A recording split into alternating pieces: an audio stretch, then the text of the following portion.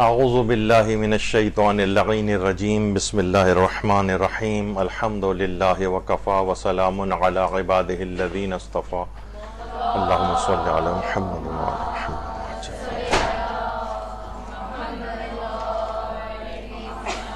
صلہ رحمی اور قطع رحمی سے متعلق فقہی اور اخلاقی احکام،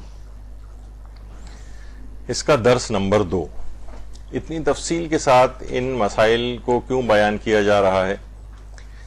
اس کی وجہ وہی ہے کہ جو کہ آیت اللہ وحید خراسانی نے بھی اپنے ایک درس میں ارشاد فرمائی ہے.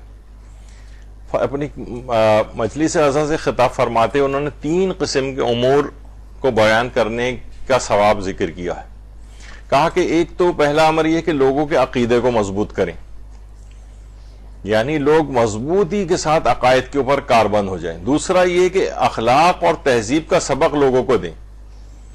محمد و آل محمد علیہ السلام کی جو نصیحتیں ہیں، اللہم صلی علی محمد و آل محمد.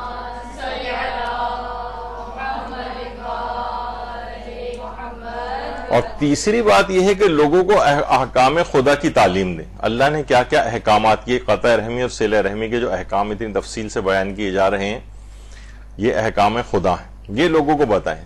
اب سب سے آخر میں فرماتے ہیں اگر تم نے اس میں کوتاہی اور سستی کی اور اپنے آرام کو ترجیح دی تو کل قیامت کے دن حسرت کرو گے کہ میں بھی اس نورانی تاج کا حقدار ہو سکتا تھا، میں بھی کوشش کرتا تو اس جنتی لباس کا حقدار ہوتا، لیکن افسوس کہ میں نے کوشش نہ کی.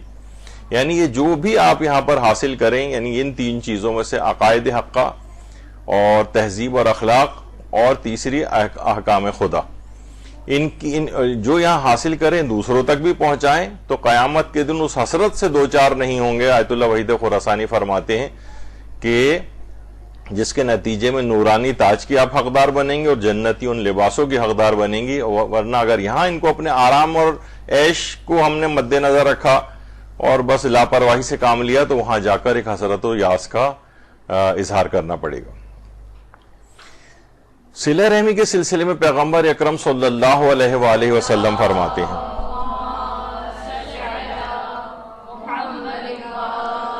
کہ میری امت کے جو لوگ ابھی موجود ہیں اور جو غیر موجود ہیں، بلکہ جو باپوں کی اسلاب اور ماؤں کے ارحام میں ہیں، میں ان سب کو وصیت کرتا ہوں کہ صلہ رحمی کا حق ادا کریں، چاہے ان کے درمیان 1 سال کی مسافت کیوں نہ ہو، کیونکہ ایسا کرنا دین میں شامل ہے.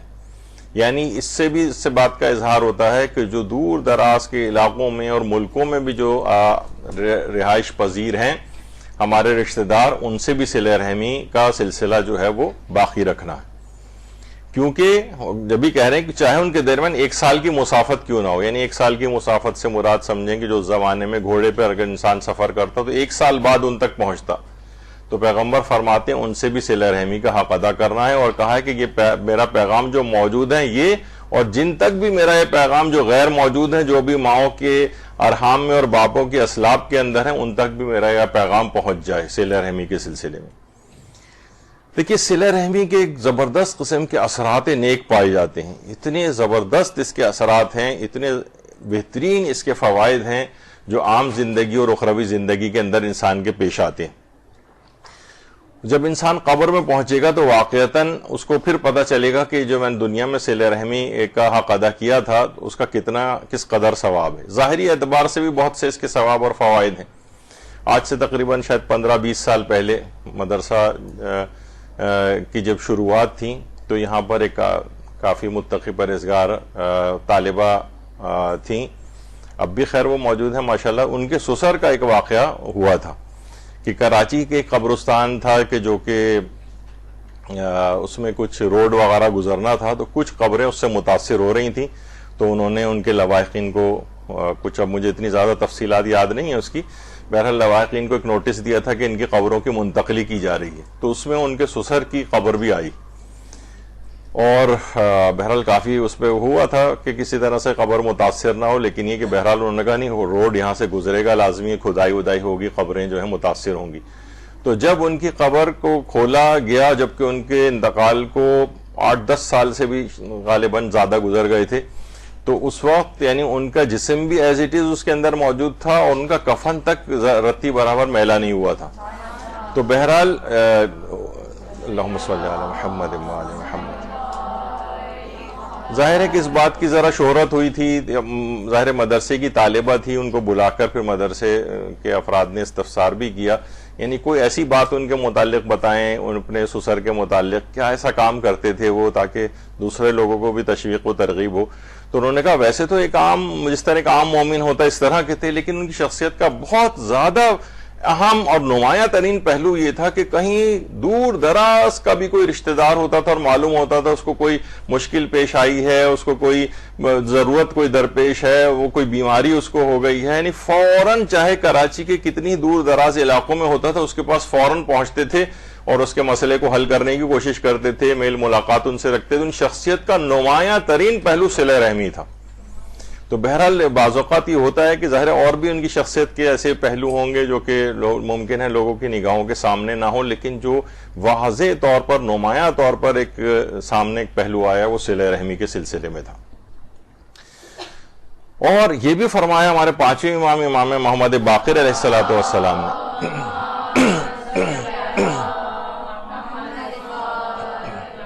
ثواب کے لحاظ سے تیز ترین عبادت جو ہے، فاسٹسٹ، وہ قرابت داروں سے اپنا رشتہ برقرار رکھنا ہے، ان کے ساتھ صلہ رحمی کرتے رہنا ہے. ثواب یعنی فوراً جس کا تیز رفتاری کے ساتھ ثواب ملتا ہے وہ یہ ہے، کیونکہ پیغمبر اکرم بھی صلی اللہ علیہ وآلہ وسلم فرماتے ہیں اللہم صلی علی محمد و آل محمد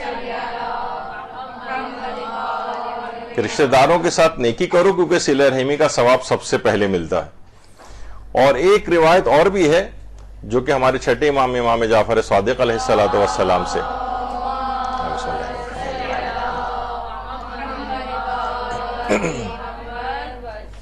اس نے آ کے کہا، میسر نے جو کہ راوی تھا اور بات ہو رہی تھی اس سے، تو اس نے کہا کہ مولا میں جب کمایا کرتا تھا جوانی میں یا بچپن کا جو زمانہ تھا تو میں جو صلہ رحمی کیا کرتا تھا اور جو بھی درہم کماتا تھا اس میں ایک اپنی خالہ کو دیا کرتا تھا، ان کی امداد کرتا تھا مالی طور پر، اور میں اپنی پھوپھی کی امداد کرتا تھا ان پیسوں سے. تو امام نے فرمایا اے میسر کئی مرتبہ تمہاری موت کا وقت آیا مگر اللہ نے صلہ رحمی اور رشتہ داروں کے ساتھ اچھے سلوک کی وجہ سے اسے مؤخر کر دیا. یعنی ہم دیکھتے ہیں کہ کتنا ہم لوگ بعض اوقات ہمیں احساس بھی نہیں ہوتا ہے، کتنی دفعہ ایسا ہوتا ہے کہ بس ایکسیڈنٹ ہوتے ہوتے بچا اور ہم بال بچ گئے، اس کے اندر بیماری ایک دم شدید آئی، ہاسپٹلائز ہوئے اور پھر بچ کے نکل آئے، کوئی وبا پھیلی اس میں بہت سے لوگ جو ہے وہ ہلاک ہو گئے، لیکن ہم بیماری میں مبتلا ہونے کے بعد بچ گئے. تو بہت ساری چیزیں ایسی ہیں، نیک اعمال ہیں کہ جو کہ جن کی وجہ سے یہ مصیبتیں بلائیں اور یہ حتیٰ کہ موت بھی ٹل جاتی ہے. امام نے فرمایا کئی مرتبہ تم پر موت آئی تھی، یعنی ایسے مواقع پیش آئے، لیکن تمہاری صلہ رحمی کی وجہ سے اللہ نے اس کو مؤخر کر دیا. تو بہرحال یہ سب چیزیں ہیں اس طرح کی. جب ہی پیغمبر اکرم صلی اللہ علیہ وآلہ وسلم فرماتے ہیں کہ صلہ رحمی مال میں اضافہ کرتی ہے، خاندان میں محبت کو بڑھاتی ہے اور موت کو مؤخر کر دیتی، ٹال دیتی ہے. موت کو آنی تھی 1 سال بڑھ جائے گا، 5 سال بڑھ جائیں گے، 10 سال بڑھ جائیں گے، حتیٰ کہ روایت میں 30 سال بڑھنے تک کا تذکرہ آیا ہے. اور یہ بھی فرمایا کہ کچھ لوگ فاسق و فاجر ہوتے ہیں اور نیکوکار نہیں ہوتے، لیکن وہ صلہ رحمی کرتے ہیں جس کی وجہ سے ان کے اموال بڑھتے ہیں اور عمریں زیادہ ہوتی ہیں. اگر وہ لوگ نیکوکار اور بھلائی کرنے والے ہوں تو پھر تو کیا ہی کہنا. یعنی ان کی بات ہے کہ جو فاسق و فاجر ہیں، نیک نہیں ہیں لیکن صلہ رحمی کم سے کم کرتے ہیں، ان کے اموال بڑھتے رہتے ہیں، ان کی عمریں زیادہ ہوتی ہیں. لیکن نیکوکار اور بھلائی کرنے والے ہو جائیں تو کیا ہی کہنا پھر تو، یعنی اور زیادہ اس کے اندر برکت پیدا ہوگی. تو یہ روایات کے اندر یہ چیز آئی ہے. اور روایت میں یہ بھی ہمارے امام حسین علیہ السلام فرماتے ہیں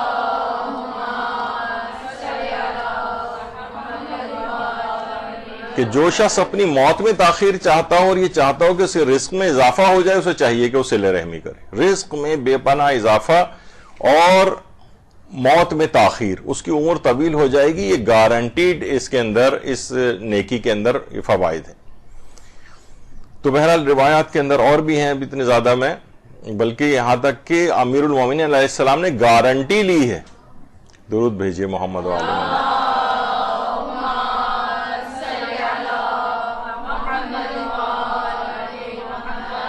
ایک گارنٹی وہ خود دے، جو شخص مجھے صلہ رحمی کی ضمانت دے دے میں اسے خاندان میں محبت کی، مال میں وسعت کی، عمر میں برکت کی اور جنت میں جانے کی ضمانت دیتا ہوں۔ اور جس کے امیر المومنین گارنٹر بن جائیں، آپ سوچیں کہ جو کہ قسیم جنت و نار ہیں، وہ ابھی سے اعلان کر کے گئے ہیں، تو کس قدر یہ عظمت کا حامل ہوگا یہ عمل۔ اور حضرت امام جعفر صادق علیہ السلام فرماتے ہیں اللہم صلی علی محمد کہ جو شخص یہ چاہے کہ اللہ اسے سکرات موت سے بچائے، اسے چاہیے کہ وہ رشتہ داروں سے صلہ رحمی کرے، والدین سے نیکی کرے۔ جو بھی ایسا کرے گا اللہ اس سے موت کی سختی کو آسان کر دے گا اور وہ اپنی زندگی میں کبھی مفلس بھی نہیں ہوگا۔ تو آپ یہ دیکھیں رشتہ داروں سے صلہ رحمی یعنی سکرات موت کتنا خطرناک ترین مرحلہ ہے، سوچ کر انسان کے رونگٹے کھڑے ہوتے ہیں کہ وہیں سے ہی تقریباً اس بات کی ابتدا ہو جائے گی اور اس کو اندازہ ہو جائے گا کہ میرا انجام کیا ہوگا۔ تو اللہ اس کو سکرات موت کی سختی سے بچائے گا، موت کو بھی اس کو آسان کر دے گا، یعنی بالکل اس طرح ایک پھول سونگایا جاتا ہے، انسان مومن پھول سونگے گا اور اسی میں ہی اس کی روح قبض کر لی جائے گی، یعنی کچھ احساس ہی اس کو نہیں ہوگا اور زندگی میں بھی کبھی مفلس نہیں ہوگا۔ اور رزق و روزی میں کس قدر اضافہ بار بار روایات کے اندر اس کا جو ہے وہ تذکرہ آ رہا ہے، اور حتیٰ کہ بلائیں تک دور ہوتی ہیں روایتوں میں کہ عمر دراز ہوتی ہے، بلائیں دور ہوتی ہیں، اس کے اعمال پاک و پاکیزہ ہوتے ہیں۔ اچھا، اعمال پاک و پاکیزہ ہونے سے مراد یہ کہ یعنی اس کی ریاکاری سے پاک ہوں گے، قبولیت والا کوئی مسئلہ نہیں ہوگا کہ اس کے قبول نہیں ہو رہے ہیں اور عمل کرتا چلا جا رہا ہے کیونکہ پاک و پاکیزہ ہو گئے، اس کے اعمال ہر قسم کے غیر الہی نیتوں سے پاک ہو جاتے ہیں، یعنی مکمل اخلاص کے ساتھ عبادت کرتا ہے۔ صلہ رحمی جو رشتہ داروں کے ساتھ حسن سلوک ہے، یہ ان سب چیزوں کے فوائد اس کو ملتے ہیں۔ اور بھی روایات کے اندر کتنا زیادہ روایتوں کے اندر اس کے فوائد بیان ہوئے ہیں کہ اسے رضائے پروردگار حاصل ہوتی ہے، فرشتوں کی خوشی کا باعث ہوتا ہے، شیطان کو اس کی شکست ہو جاتی ہے، رزق میں وسعت ہوتی ہے، اس کی انسانیت میں اضافہ ہوتا ہے، دلوں کو خوشحالی ملتی ہے، جن سے وہ کر رہا ہوتا ہے صلہ رحمی وہ بھی خوش ہوتے ہیں، اس کا اپنا دل خوش ہوتا ہے، لوگوں میں اس کی ثنا اور تعریف ہوتی ہے، زندگیوں میں برکت آ جاتی ہے۔ اموات جو دنیا سے چلے گئے ہیں، روایتوں میں ہے کہ اگر وہ دنیا سے چلا بھی جاتا ہے تو اس کو اپنے بچوں کی خوشحالی کی خبر دی جاتی ہے، وہ وہاں پر بھی میتیں جو ہیں خوش ہوتی ہیں ان کے حال احوال کو سن کر، ثواب کی بے پناہ فراوانی ہوتی ہے۔ غرض کیا کچھ فوائد روایات کے اندر اس صلہ رحمی کے نہیں بتائے گئے۔ تو یہ سب چیزیں ہیں، اور حساب کتاب آخرت میں بھی حساب و کتاب کو بہت آسان کر دے گا اور دنیا کے اندر بھی انسان گناہوں سے محفوظ رہے گا۔ یہ حضرت امیر المومنین علی ابن ابی طالب علیہ السلام فرماتے ہیں۔ اللہم صلی علی محمد۔ حساب کتاب کی سختی کتنی زیادہ مشکلات کا باعث ہوگی آخرت میں، وہ بھی انسان کا جگر اور ٹکڑے ٹکڑے ہونے لگتا ہے سوچ کر، لیکن وہ انتہائی آسانی کے ساتھ، روایتوں میں بہت سے مومنین کا تو اتنی آسانی سے ہوگا کہ جتنا وقت 2 رکعت نماز میں مستحب پڑھنے میں لگتا ہے بس اتنی دیر میں ان کی ساری زندگی کا حساب ہو جائے گا۔ تو وہ یہ سارے اعمال اس قسم کے ہیں کہ جو کہ اس باعث بنتے ہیں کہ انسان جو ہے وہ ان اعمال کی طرف رغبت کرے۔ اور کتنی اس کے فوائد ہیں جناب، گناہوں کا کفارہ ہے، گناہوں سے بچتا بھی ہے انسان، موت اس کے لیے آسان ہو جاتی ہے، شہید کا ثواب اسے ملتا ہے، اور اس کے اعمال پاک و پاکیزہ ہو جاتے ہیں، اور آسانی کے ساتھ پل صراط کو عبور کر لیتا ہے، آسانی کے ساتھ حساب ہو جاتا ہے، عاقبت اس کی بخیر ہو جاتی ہے۔ ایک ہوتا ہے کہ ساری زندگی اچھی گزاری، آخر وقت میں ایمان ہاتھ سے نکل گیا، اس کا آخری وقت میں بھی ایمان حفاظت کے ساتھ رہتا ہے، پروردگار اس کا پشت پناہ اور حامی بن جاتا ہے، اللہ کا دوست اور محب ہو جاتا ہے، جس کا اللہ دوست ہو جائے اس کو تو کوئی مسئلہ ہی نہیں ہوگا، گناہوں کا کفارہ ہو جاتا ہے اس کے لیے، یعنی کہ ایک اتنے آثار معنوی ہیں اس صلہ رحمی کے کہ جس کی کوئی حد اور انتہا نہیں۔ اور صلہ رحمی کو حضرت امیر نے آسائشوں کی زکوٰۃ بھی قرار دیا ہے کہ یہ آسائشوں کی زکوٰۃ ہے۔ ہمارے اپنی زندگی میں آپ دیکھیں کتنی زیادہ سہولتیں پروردگار عالم نے ہم کو دی ہیں، کتنی آسائشیں ہم کو دی ہیں۔ اب اگر کوئی ان کی آسائشوں کی زکوٰۃ نکالنا چاہتا ہے تو اسے چاہیے کہ رشتہ داروں کے ساتھ صلہ رحمی کرے، تو یہ بہت اہم ہے اس سلسلے میں۔ اچھا، خاندانوں میں صلہ رحمی سے معاشرہ ایک تقویت پاتا ہے، خاندان آپس میں جتنے مضبوط ہوتے ہیں، ایک دوسرے کے کام آتے ہیں۔ اب آپ دیکھیں کہ عام طور پر یہ دنیا جو ہے وہ سوشل میڈیا کی دنیا بن گئی، ہر آدمی بیٹھا ہوا لائکس دیکھ رہا ہے اور سبسکرائبر دیکھ رہا ہے، اور یہ سب اس کی تعداد میں اضافہ ہو رہا ہے، پاکستان کے ایک صدر تھے جو کہ آخری دنوں میں جلا وطنی کی زندگی گزار رہے تھے، وہ اس پہ فخر کرتے رہتے تھے کہ میرے اتنے لاکھ جو ہے نا وہ فالوورز ہیں اس کے اوپر، اور جب جنازہ ہوتا ہے تو پتہ چلا کہ کچھ بھی جنازے میں ان کے افراد نہیں ہوتے. یعنی عام دیکھیں کہ وہی رشتہ دار، مثلا انسان بیمار پڑ جائے تو وہی رشتہ دار اسپتالوں میں پہنچتے ہیں، وہی اس کے سرانے کھڑے ہوتے ہیں. یہ جتنے بھی لائکس والے ہوتے ہیں اور یہ واہ واہ سبحان اللہ کہنے والے، وہ ایک آدمی بھی وہاں پر نہیں ہوتا ہے. تو یہ خاندان میں جو رشتہ دار ہیں یہ اس موقع کے اوپر کام آتے ہیں، معاشرے میں ان کی معاشی لحاظ سے کام آتے ہیں. خاندان مضبوط ہو، یہ ہمارا بھانجا بھتیجا یا فلاں یا اور رشتہ دار جو ہے یہ اس کا شکار ہے، مالی مشکلات کا شکار ہے، اس کو جاب کہیں کروا دی جائے، اسے کچھ بزنس کروا دیا جائے، اسے کوئی اس طرح کی اور چیزیں جو ہے نا، یعنی معاشی لحاظ سے بھی استحکام ان کو ہوتا ہے، ایک دوسرے کے کام آتے ہیں. کوئی مصیبت پیش آ جاتی ہے یہی لوگ افراد جا کے ان کو بچانے کے لیے پہنچتے ہیں. تو یہ معاشرہ ہے کہ جو جتنا ہی مضبوط ہوتے جائیں گے نا، اکائیاں، میں نے پچھلی گفتگو میں بھی کہا تھا، ایک خاندان ایک یونٹ ہے اور یونٹس کا مجموعہ پھر یہ پورا معاشرہ بنتا ہے. تو یہ خاندان میں صلہ رحمی جتنی زیادہ ہوگی آپس میں اتنا ہی زیادہ ایک دوسرے کے کام آئیں گے، اور اتنے زیادہ ٹھوس بنیادوں پر. دیکھیں بہت سی کمیونٹیز ایسی ہیں جو اپنے خاندانوں کے اعتبار سے کمیونٹی انہوں نے بنا رکھی ہے، میں نام ان کے نہیں لوں گا، معروف ہے. تو وہ ایک دوسرے کے بے پناہ کام آتے ہیں. کہیں پہ کوئی موجود ہوتا ہے تو وہ چاہتا ہے کہ میرے خاندان والا بھی یہاں پر پہنچ جائے. اور بہت سے جو ڈسپرس یونٹی جو وہ ہیں یونٹس ہیں اور خاندان ہیں، وہ کیا کرتے ہیں کہ میں اگر آ گیا تو میرا کوئی رشتہ دار اس اچھی جگہ کے اوپر نہ آ جائے، کہیں اسے کاٹتے ہیں، اسے لیگ پولنگ کرتے ہیں اس کی، اور ایک آپس میں جو ہے نا ایک جیلسی کا ایک عنصر ہوتا ہے. تو یہ کیا ہے، یہ ٹوٹے پوٹے خاندان ہیں، ان میں صلہ رحمی آپس میں نہیں ہے، تو یہ معاشرے کی تقویت کا باعث بھی نہیں، یہ بکھرے ہوئے ہیں افراد ہیں. اور اسی طریقے سے حضرت سیدہ کائنات فاطمۃ الزہرا سلام اللہ علیہا فرماتی ہیں،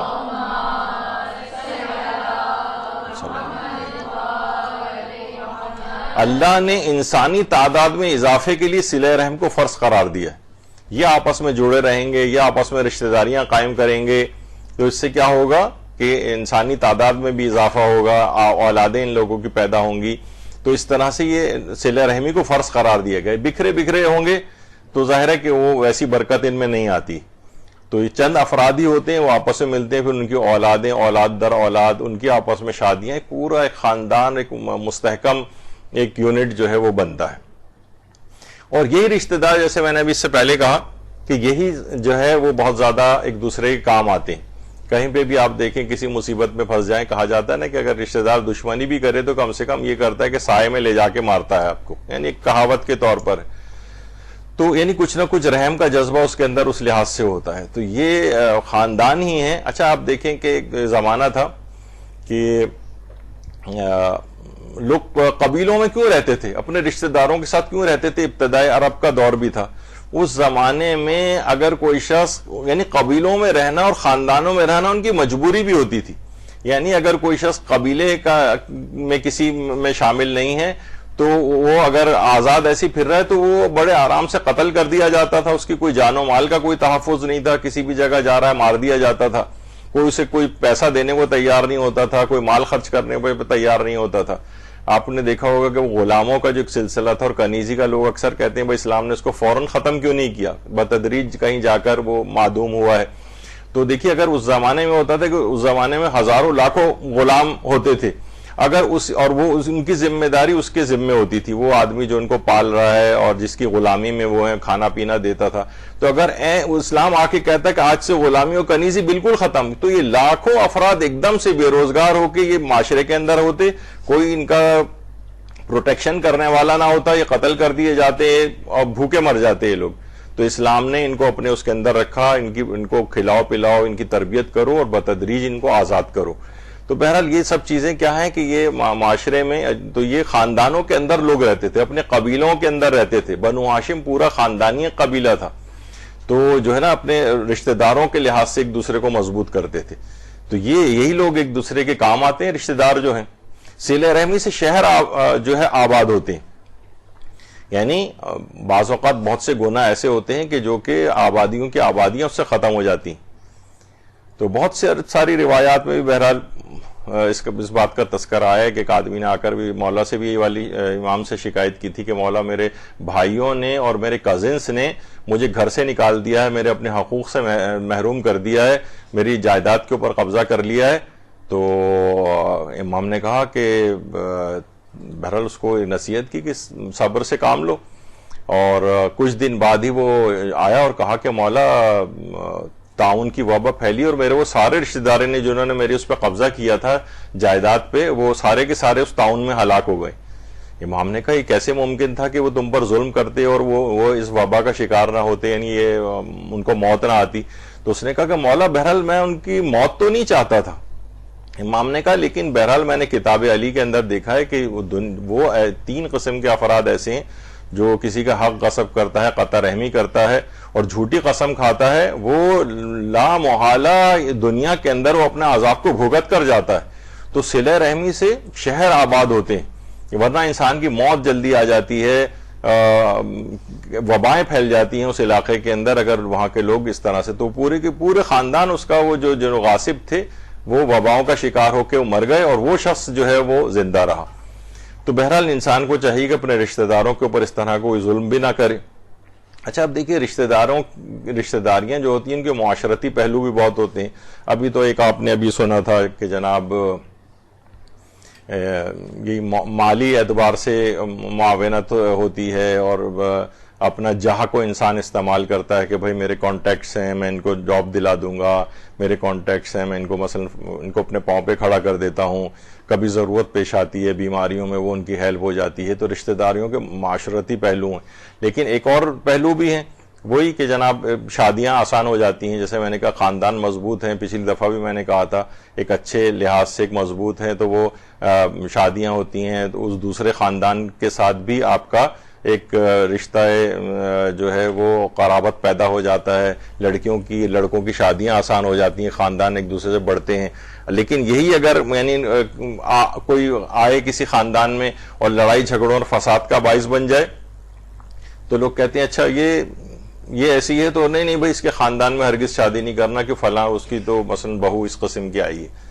تو جو اچھی خاندان کی بنیاد رکھی جاتی ہے، آپس میں لڑائی جھگڑے نہیں ہوتے، ان کی اپنی رشتہ داریوں کے اندر اپنی بہنوں کے رشتے آسان ہوتے ہیں، اپنے بھائیوں کے رشتے آسان ہوتے ہیں، ورنہ اس لحاظ سے خاندان بدنام ہوتا ہے۔ تو رشتہ داریوں کے معاشرتی پہلو بھی ہیں کہ جس سے مستحکم ہوتی ہیں۔ تو صلہ رحمی نعمتوں کا باب کھولتا ہے اور تکالیف کو دور کرتا ہے۔ امیر المومنین علی بن ابی طالب علیہ الصلوۃ والسلام فرماتے ہیں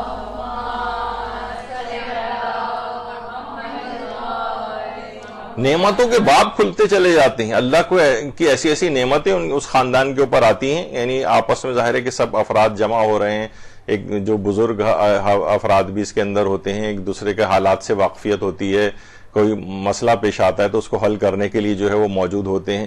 پھر ایک حضرت امیر نے ایک جملہ اور ارشاد فرمایا کہ رشتہ داروں سے نیکی کرو تاکہ تمہارے حامی زیادہ ہوں، یعنی میں ان خواتین کو کہ جو جا کر دیگر رشتہ داروں سے اپنے بچوں کو کاٹ دیتی ہیں کہ مثلا اپنے جو ہے نا ماموں خالہ سے نہ ملو، اپنے چچا تایا سے نہ ملو، کوئی بھی اس قسم کی، ماموں خالہ تو خیر ان کی اپنی سائڈ ہو جاتی ہے لیکن دوسری والی سائڈ کو اگر وہ کیا کرتے ہیں ایک طرف اپنی اولاد کو کر کے، یعنی لڑائی تمہاری تھی لیکن تم نے کیا کیا، یعنی اپنی اولادوں کو بھی اس نعمت سے محروم کر دیا جن کے حامی تھے، جو ان کے کام آ سکتے تھے، ان سے تم نے کاٹ دیا۔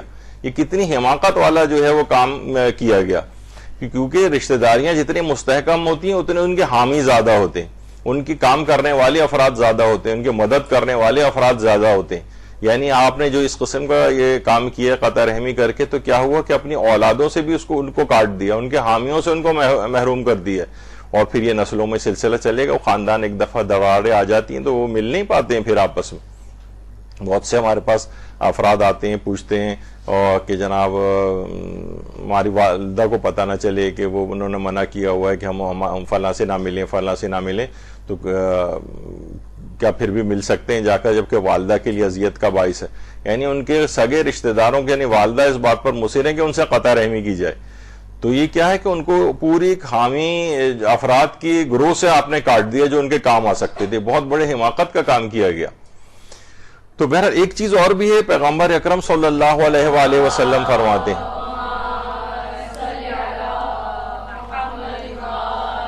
کہ دو چیزیں ایسی ہیں والدین سے نیکی اور صلہ رحمی، یہ بد نصیب کو بھی خوش نصیب بنا دیتی، عمر میں اضافہ کرتی ہے، بری اموات سے بھی بچاتی. میتۃ السو، یہ پورا ایک ہمارے موت کے یہاں پر 50 لیکچر ہو چکے ہیں، اس کے اندر بری موت کس کو کہا جاتا ہے اس کی پوری ایک تفصیل بیان کی گئی تھی. تو بہرحال اس قسم کی بھی بری اموات ہوتی ہیں کہ جناب توبہ کی توفیق ہی نہیں ملی. جیسے ہمارے ہاں عام طور پہ کہا جاتا ہے کہ پروردگار مجھے بیماری مبتلا نہ کرنا، بس میں بغیر کسی تکلیف اٹھائے دنیا سے چلا جاؤں. یہ اتنی اچھی دعا نہیں. بیماری کے اندر مبتلا ہو، طویل عرصہ گزارے، اسے بہت سے مواقع مل جاتے ہیں. جتنے عرصے بیمار رہتا ہے مسلسل گناہ جھڑتے رہتے ہیں، توبہ کی توفیق ملتی ہے، اپنی قضا عبادتوں کا وہ کر کے جاتا ہے، وصیتیں کر کے جاتا ہے، اپنے امور کی صحیح دیکھ بھال کر کے دنیا سے جاتا ہے. تو یہ بری اموات ہے کہ اچانک موت آ جائے، اس کو اچھا نہیں سمجھا گیا ہے. تو بہرحال اسی طریقے سے یعنی خوش نصیبی میں تبدیل ہو جائے گی. اگر وہ بد نصیب بھی ہے تو خوش نصیب لکھا جائے گا. ایک تو یہ عمل کے اعتبار سے والدین سے نیکی اور صلہ رحمی، اور ایک سورہ کے اعتبار سے اگر نمازوں میں انسان سورہ الحمد کے بعد سورہ کافرون کی تلاوت کرے تو اگر بد نصیب بھی ہے تو خوش نصیب ہو جاتا ہے وہ. تو بہرحال یہ دو اعمال ایسے ہیں کہ جو اگر بد نصیب بھی اگر ہے تو ان دو اعمال کے ذریعے، بلکہ 3 اعمال ہو گئے، والدین سے نیکی، صلہ رحمی اور نمازوں میں سورہ کافرون کی تلاوت، تو جس سے جو کہ بد نصیبی سے خوش نصیبی کے اندر تبدیل ہو جاتی ہے اور بری موت سے بھی انسان کو بچاتی ہے یہ چیز. اور آخرت کا حساب و کتاب بہت آسان ہو جاتا ہے، جیسے کہ ابھی اس سے پہلے بھی تو روایت آ گئی ہے. اچھا، اب یہ قطع رحمی کے اسباب کیا ہیں؟ دیکھیے، جب تک آپ اسباب کو ریموو نہیں کریں گے نا، تب تک قطع رحمی کا گناہ جو ہے وہ پیچھا نہیں چھوڑے گا. کچھ چیزیں اس کا سبب بنتی ہیں. پہلا سبب تو حضرت امیر المومنین علی ابن ابی طالب علیہ الصلوۃ والسلام نے فرمایا کہ رشتہ داروں سے حسن سلوک نہ کرنا ہی قطع رحمی کی ابتدا ہے. ہم نے حسن سلوک کرنا چھوڑ دیا. عیادت کے لیے ان کے پاس نہیں جا رہے ہیں، کوئی ضرورت پیش آ رہی ہے، بالکل آپ نے جو ہے نا ان کو سے روگردانی کی ہوئی ہے. یعنی جو حسن سلوک کرنے والی جو چیزیں تھیں ان کو آپ نے چھوڑ دیا. اس کی ابتدا ہو گئی، چاہے ابھی پوری قطع رحمی نہیں ہوئی لیکن آپ نے کم سے کم ابتدا کر دی. یعنی اچھے سلوک، خالی یہی نہیں کہ بس وہ آپ واجب صلہ رحمی کی حد تک رہ جائیں کہ بس سلام پہنچا دیا اس کے بعد آپ نے بالکل پلٹ کے چلیں، وہ گناہ کی حد تک ہے. لیکن بہرحال یہ آگے چل کر ایسا نہ ہو کہ یہ کسی اس کی ابتدا ہو جائے، قطع رحمی کی طرف انسان چلا جائے. تو حسن سلوک کو یعنی مستحبات والی چیزوں کو بھی انسان کرتا رہے. تو پہلی چیز اس کے اندر یہ ہے کہ رشتہ داروں سے بدگمانی کرنا. یعنی اس کی ابتدا ابھی ہوئی نہیں ہے قطع رحمی، لیکن ابتدا کہاں سے ہو رہی ہے؟ رشتہ داروں سے بدگمانی سے. یقین کیجئے کہ اگر آپ کتنی چیزیں ایسی ہیں کہ آپس میں دیکھیں تو آپس میں صرف ایک غلط فہمی یا بدگمانی کی وجہ سے انسان ایک دوسرے سے کوسوں دور ہو جاتا ہے قلبی طور پر. اور اگر زیادہ تحقیق کریں تو پتہ چلتا ہے کہ یہ اس نے ایسا کہا نہیں تھا، اس نے ایسا، یعنی بیچ کے افراد نے بہت سی اس قسم کی باتیں کر دی ہیں جس سے آپ کے دل میں بدگمانی پیدا ہو گئی کہ جناب اس نے جو ہے وہ مجھے دیکھ کے جو ہے وہ ہنس دی اور میرا مذاق اڑایا، جبکہ جو ہے وہ مذاق نہیں اڑایا ہوتا. ایک ویسی انسان کو کبھی کبھار ہنسی آ جاتی. تو رشتہ داروں سے بدگمانی، اس کو انسان کو سوء ظنی کو نکالنا چاہیے. ہم بیٹھے سوچ رہے ہیں کہ اس نے ایسا کیوں کہا تھا اور ویسا کیوں کہا تھا، اور خیالی پلاؤ بناتے بناتے کہاں تک پہنچ جاتی ہے بات. اس کے بعد یہ بدگمانی آگے بڑھ کے کہاں جاتی ہے؟ پھر غیبتیں شروع ہو جاتی ہیں. غیبتوں سے پھر چغلی کی طرف انسان چلا جاتا ہے. پھر سامنے آتے ہیں تو بد زبانی شروع ہو جاتی ہے، طعنہ زنی شروع ہو جاتی ہے. تو یہ ساری چیزیں اس میں ایڈ اپ ہوتی جا رہی ہیں. سوء ظنی سے بات شروع ہوئی تھی اور اس کے بعد غیبت کی طرف گئی، پھر چغلی کی طرف گئی، بد زبانی کی طرف گئی، طعنہ زنی کی طرف گئی، لڑائی جھگڑوں کی طرف گئی، یہاں تک کہ قطع رحمی ہو گیا. تو یہ ایک سمجھیں ایک ٹرین چل پڑتی ہے. تو اس کے آپ کو ان تمام چیزوں کو روکنا پڑے گا. سوء ظنی اس سے نہ رکھیں، بدگمانی نہ رکھیں، اس کی غیبت نہ کریں، کوئی چغلی نہ لگائیں. سامنے بہت سے الفاظ زبان کے اوپر آ رہے ہوتے ہیں کہ ہم بھی ان کو ایسا جواب دے دیں، تو ان کی بات کو چھوڑیں. انہوں نے اگر زیادتی کے کچھ جملے کہے بھی ہیں تو آپ کم سے کم بد زبانی نہ کریں. تو یہ آپ نے گویا قطع رحمی کے راستوں کو روک دیں گی. آپ بھی طعنہ زنی نہ کریں. ہم بھی ان سے بڑھ کر طعنہ دے سکتے تھے لیکن نہیں دیا آپ نے قطع رحمی کے اسباب کو وہیں پر روک دیا. ورنہ یہی آگے چل کر ترکی بترکی ایک دوسرے کو جوابات دینا، بد زبانی کرنا، یہ اس طور پر چلا جاتا ہے قطع رحمی کی طرف. اسی طرح سے اس کی دعوت یا تحائف کو قبول نہ کرنا. تحفہ دیا واپس کر دیا، ایسی گرہ پڑے گی وہ آپس میں تعلقات خراب ہو جائیں گے. اب قطع رحمی کی طرف بات چلی جائے گی. اس نے دعوت دے کر بلایا ہے تو ان دعوتوں کو بہت غنیمت سمجھنا چاہیے. ان کے یہاں دعوت میں جانا چاہیے, چاہے آپ جائیں جلدی واپس آ جائیں, کھانا کھا کے واپس آ جائیں, کسی بھی طرح سے. یعنی دعوت کو اگر کوئی انسان قبول نہ کرے تو یہ خود بھی ایک دلوں میں گرہ بنتی ہے اور انسان قطع رحمی کی طرف جاتا ہے.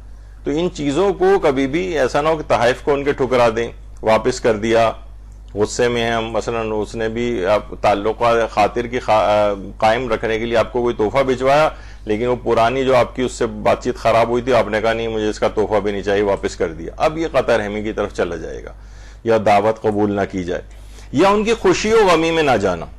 یعنی انہوں نے اپنی بیٹی کی شادی میں آپ کو بلایا, بیٹے کی شادی میں بلایا, اگرچہ تعلقات خراب تھے لیکن اتنی ایسی بات ہوتی ہے کہ انسان پھر واقعی قطع تعلق ہو جاتا ہے. یعنی لوگ مائنڈ کرتے ہیں کہ ہم نے ان کو کارڈ بھیجا, یعنی خود ان کے گھر گئے. شادیوں میں تو بزرگ افراد کے لیے خاص طور پر, اب تو چلے سوشل میڈیا کا دور ہے, کارڈ اس کے اوپر بھی آ جاتا ہے, لیکن پھر بھی افراد زحمتیں کر کے کتنی مصروفیات میں سے ٹائم نکال کر والدین کے گھر اس وجہ سے پہنچتے ہیں کہ یہ ناراض ہو جائیں گے, کہہ رہے ہمیں صرف کارڈ پہ ٹرخا دی اور خود نہیں آئے گھر پہ دینے کے لیے. تو ان کی خوشی میں آپ اس وجہ سے نہیں جا رہے ہیں, یا غموں میں نہیں جا رہے ہیں, کوئی انتقال بھی کر گیا, کوئی ویلڈ ریزن بھی نہیں تھی, لیکن آپ نے پھر بھی جنازے میں شرکت نہیں کی, مجلس سوئم میں مثلا شرکت نہیں کی, ان کے گھر تعزیت کے لیے نہیں گئے. کیا یہ قطع رحمی کے اسباب ہیں؟ یہ ایسی دلوں میں گرا پڑے گی, ایسی نفرت کا سبب بنیں گے. یہ بہت سینسیٹیو معاملات ہوتے ہیں اور اس میں بظاہر یہ لگ رہا ہوتا ہے کیا ہوا میں نہیں گیا تو یا نہیں گئی. نہیں, ان کی خوشی اور غمی میں جانا ہمیشہ کے لیے دلوں میں گرا لگ جاتی ہے اور پھر یہ قطع رحمی کی طرف جاتا ہے. تو یہ قطع رحمی کے اسباب میں یہ چیز ہے کہ ان کی خوشی و غمی میں ضرور جائیں. بیمار رشتہ دار کی عیادت کے لیے نہ جانا. یعنی یہ بھی بہت انسان مائنڈ کرتا ہے کہ اتنے دن ہاسپٹلائز رہے, کوئی دیکھنے نہیں آیا, کوئی پوچھنے نہیں آیا, کسی نے کوئی کانٹیکٹ نہیں کیا, عیادت کے لیے انسان نہیں گئے. ورنہ عیادت میں تو ہوتا ہے گئے جا, میں نے پچھلی دفعہ بھی بتایا تھا کہ بس معمولی سا صرف ملاقات کی, 1-2 منٹ اپنی شکل دکھائی, واپس آ گئے, یہ بھی عیادت میں شمار ہو جاتا ہے. اٹینڈنس کم سے کم لگ جاتی ہے وہاں پر. تو بیمار رشتہ داروں کی عیادت کے لیے نہ جانا یہ بھی بہت سینسیٹیو معاملہ ہے اور لوگ دلوں میں گرا باندھ لیتے ہیں اور پھر یہ قطع رحمی کی طرف معاملہ چلا جاتا ہے. تو یہ والے سبب کو بھی نکالنا چاہیے. چھٹا اس میں یہ ہے اعتدال سے بہت زیادہ ملنا جلنا. اعتدال سے زیادہ ملنا جلنا, یعنی ہر دوسرے روز چلے آ رہے ہیں اور گھنٹوں گھنٹوں مثلا بیٹھ رہے ہیں وہاں آ کر, یا مثلا راتوں کو بھی جو ہے وہ رکا جا رہا ہے. چلیں بہت اچھے تعلقات اور وہ خود بھی چاہ رہے ہوں تو ایک الگ بات ہے, لیکن اعتدال سے ملنا جلنے میں ہمیشہ ایسا کوئی جملہ, ایسی کوئی بات, ایسی کوئی چیز وہاں پر ہوگی کہ وہ پھر کسی خرابی کی طرف معاملہ جائے گا اور بالآخر پھر وہ قطع رحمی کی طرف معاملہ جائے گا. تو اعتدال کے اندر ملنا چاہیے. اب دیکھیں کون سا رشتہ دار ہے جس سے مثلا ہفتے میں 1 مرتبہ ملاقات کافی ہے. بہت سے رشتہ دار ہیں ان سے 15 دن میں کافی ہوتی ہے. کبھی جو ہے وہ 1 مہینے والے رشتہ دار بھی ہوتے ہیں, کبھی 6 مہینے بعد کسی تقریب میں مل گئے, اتنا بھی کافی ہوتا ہے. کہیں جب بھی یہ اعتدال سے زیادہ معاملہ جائے گا نا تو یہ کسی خرابی کی طرف جائے گا. اور ایک اور چیز, وہ خاندان کے جن کے جو ہر وقت گھر میں بہت زیادہ ہلہ گلہ, یہ وہ رشتہ دار آ رہے ہیں جا رہے ہیں, چلے ایک پہلو بڑا اچھا بظاہر لگ رہا ہوتا ہے, لیکن اسی کے اندر حرام چیز, غیبتیں زیادہ ہو رہی ہوتی ہیں ایک دوسرے کی. یعنی ظاہر ہے جب بھی انسان گھنٹوں کے لیے جب بیٹھے گا اور اتنے زیادہ دنوں میں, یعنی ہر 2-2 3-3 دن بعد آئیں گے, تو کیا باتیں اس کے اندر ہوں گی سوائے کہ دوسروں کی شخصیات کے متعلق باتیں ہوں گی, ان کے نقائص, برائیاں, غیبتیں, یہ سب کچھ آتی ہیں. تو یہ بڑی پریشان کن چیز ہوتی ہے. پھر وہ اس کے اثرات ہوتے ہیں, وہ آپ کے بھی تعلقات خرابی کی طرف جاتا ہے. اور ایک چیز اور نوٹ کی گئی ہے کہ بہت زیادہ جو اس طرح کے سوشل خاندان ہوتے ہیں, یعنی ہر وقت لوگوں کا آنا جانا, وہاں کے بچے تعلیمی اعتبار سے عموماً پیچھے رہ جاتے ہیں. ظاہر ہے کہ ہر وقت وہ گھر میں آ رہے ہیں جا رہے ہیں, کھیل کود, ہنگامہ, دعوتیں, ادھر ادھر آؤٹنگ اور یہ وہ سب چیزیں ہو رہی ہیں. تو یہ حد سے زیادہ ملنا جلنا پھر تو وہ ان کے بچوں پہ بھی پڑھائی لکھائی کے اعتبار سے اثر انداز ہوتا ہے اس کا. یہی وجہ ہے کہ رشتہ داروں کا پڑوسی بننے کی حضرت امیر نے ممانعت فرمائی ہے. درود بھیجیے محمد وعلی محمد.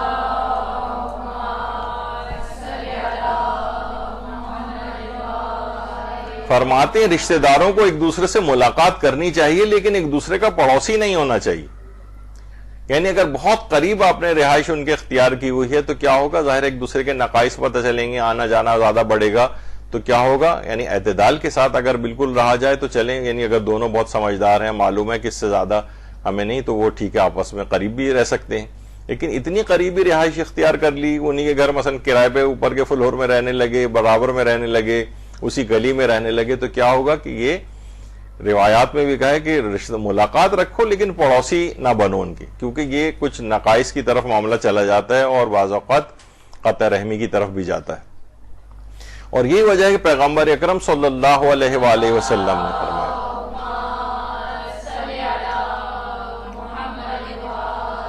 فرماتے ایک دوسرے کا دیدار و زیارت کیا کرو لیکن ہمسائیگی اختیار نہ کرو, اور ایک دوسرے کو ہدیہ و تحفہ دیا کرو, اس لیے کہ زیارت و دیدار کرنا محبت و الفت میں اضافے کا باعث ہے, اور ہمسائیگی اختیار کرنا دوری اور قطع رحمی کا باعث ہے, اور ہدیہ و تحفہ دینا کینہ اور کدورتوں کو دور کرتا ہے. تو حضرت امیر نے بھی ہمسائیگی اختیار کرنے کو منع کیا ہے قریبی رشتہ داروں کی, اور پیغمبر اکرم نے بھی منع فرمایا ہے.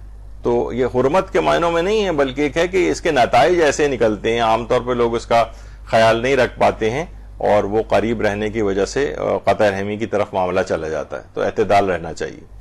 ایک اور بڑا مسئلہ خاندانوں میں آپس میں ناچاخیوں کا اور قطع رحمی کا ہوتا ہے کہ گھر میراث کو صحیح تقسیم نہ کیا جائے. والد والدہ کا انتقال ہو گیا, اب گھر مثلا وہ دے کر گئے ہیں, میراث میں ان کے ملا ہے, اب بہت سارے بہن بھائیوں کو مثلا اس کے اندر حق ہے, تو اس کو تصفیہ کرنا چاہیے نارمل طریقے سے آپس میں بیٹھ کر کے, وہی یہ اس طرح سے. تو اس میں یہ ہے کہ مثلا افراد اس کے اوپر قابض ہو جائیں اور دوسروں کو جو ہے وہ نہ دیں, تو آقا سیستانی بھی فرماتے ہیں کہ احتیاط واجب کی بنا پر اس میں نماز بھی پڑھنا باطل ہے.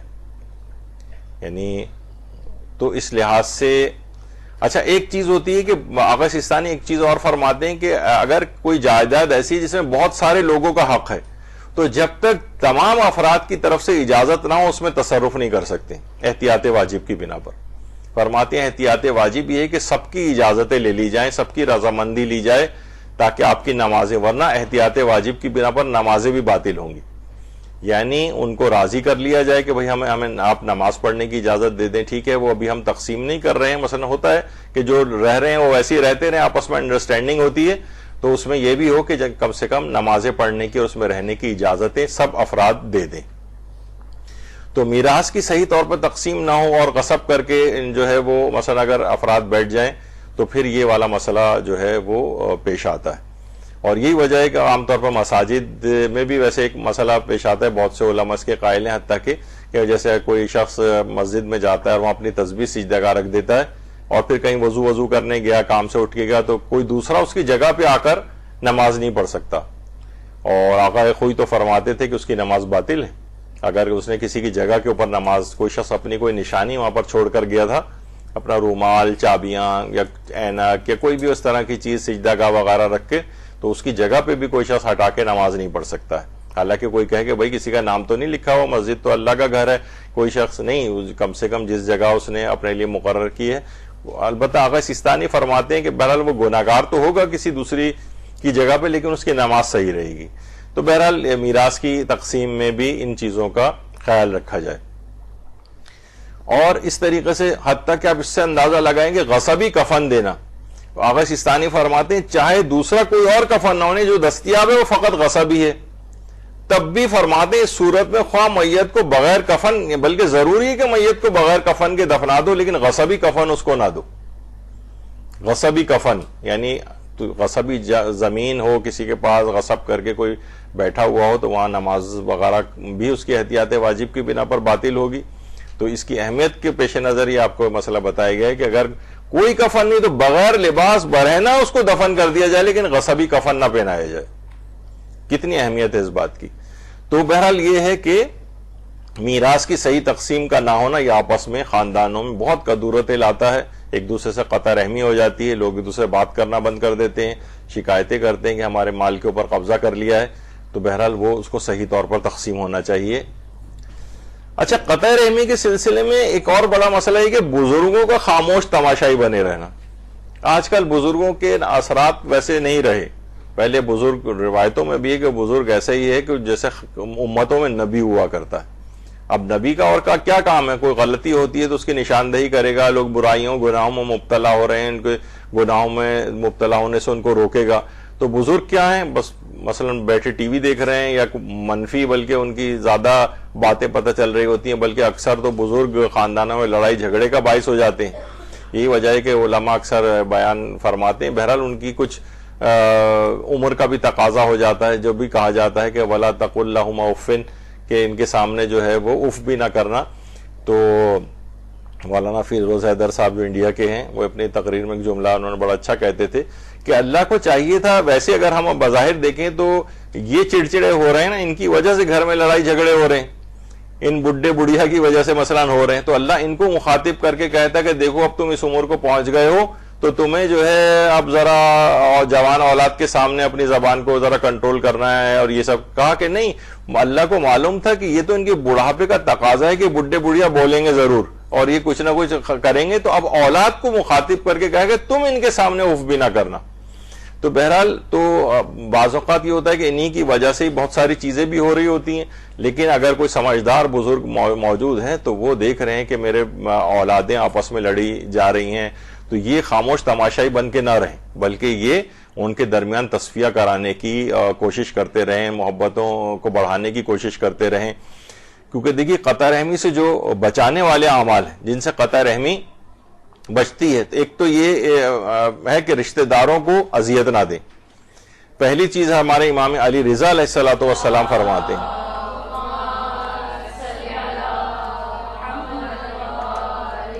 فرماتے ہیں کہ اپنے رشتہ داروں سے تعلقات کو بڑھاؤ، چاہے ایک گھونٹ پانی کے ذریعے، اور اپنوں سے تعلقات کا بہترین طریقہ یہ ہے کہ ان کو تکلیف نہ دو. یعنی دیکھیں ابتدا وہاں سے ہوتی ہے کہ جب انسان اپنے کسی بھی عمل سے ان کو کوئی تکلیف پہنچا رہا ہوتا ہے، کوئی جملہ کہہ رہا ہوتا ہے، کوئی ایسی بات کہہ رہا ہوتا ہے، تو اس سے ان کو تکلیف ہو رہی ہوتی ہے. اور اس میں اہم ترین چیز یہ ہے کہ صلہ رحمی برقرار ہے. صلہ رحمی کا محور و مرکز والدین ہوتے ہیں، ان کو انسان مضبوط کرے. یہ جب تک موجود رہتے ہیں، آپ نے دیکھا ہوگا خاندانوں میں کہ مثلا ماں موجود ہے، باپ موجود ہے جس گھر میں، وہیں سارے بہن بھائی بھی ان سے ملنے کے لیے آ رہے ہیں، آپس میں ان کا ملنے جلنے کی وجہ سے میل محبت، پیار محبت بھی آپس میں قائم رہتا ہے. اور ادھر والدین کا انتقال ہو جائے تو پھر پورا خاندان کا شیرازہ بگھر جاتا ہے، پھر ایک دوسرے سے ملنا جلنا بھی ان کا نہیں ہو پاتا آپس میں. یعنی ان سب کو جوڑے رکھنے کا جو ایک باعث ہوتا ہے پورے خاندان کو، والدین ہوتے ہیں. ان کو چاہیے کہ ان کو انسان مضبوط کرے اور ان کی اتنی اہمیت ہو گھر کے اندر کہ سب لوگ وہاں آتے رہیں، ایک دوسرے سے ملتے رہیں. اور کیونکہ صلہ رحمی میں ترجیح والدین کو ہے، ہمارے پیغمبر اکرم صلی اللہ علیہ وآلہ وسلم فرماتے ہیں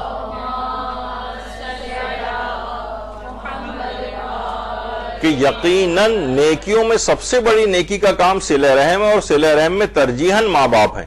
یعنی سب سے زیادہ صلہ رحم کے مستحق والدین ہیں.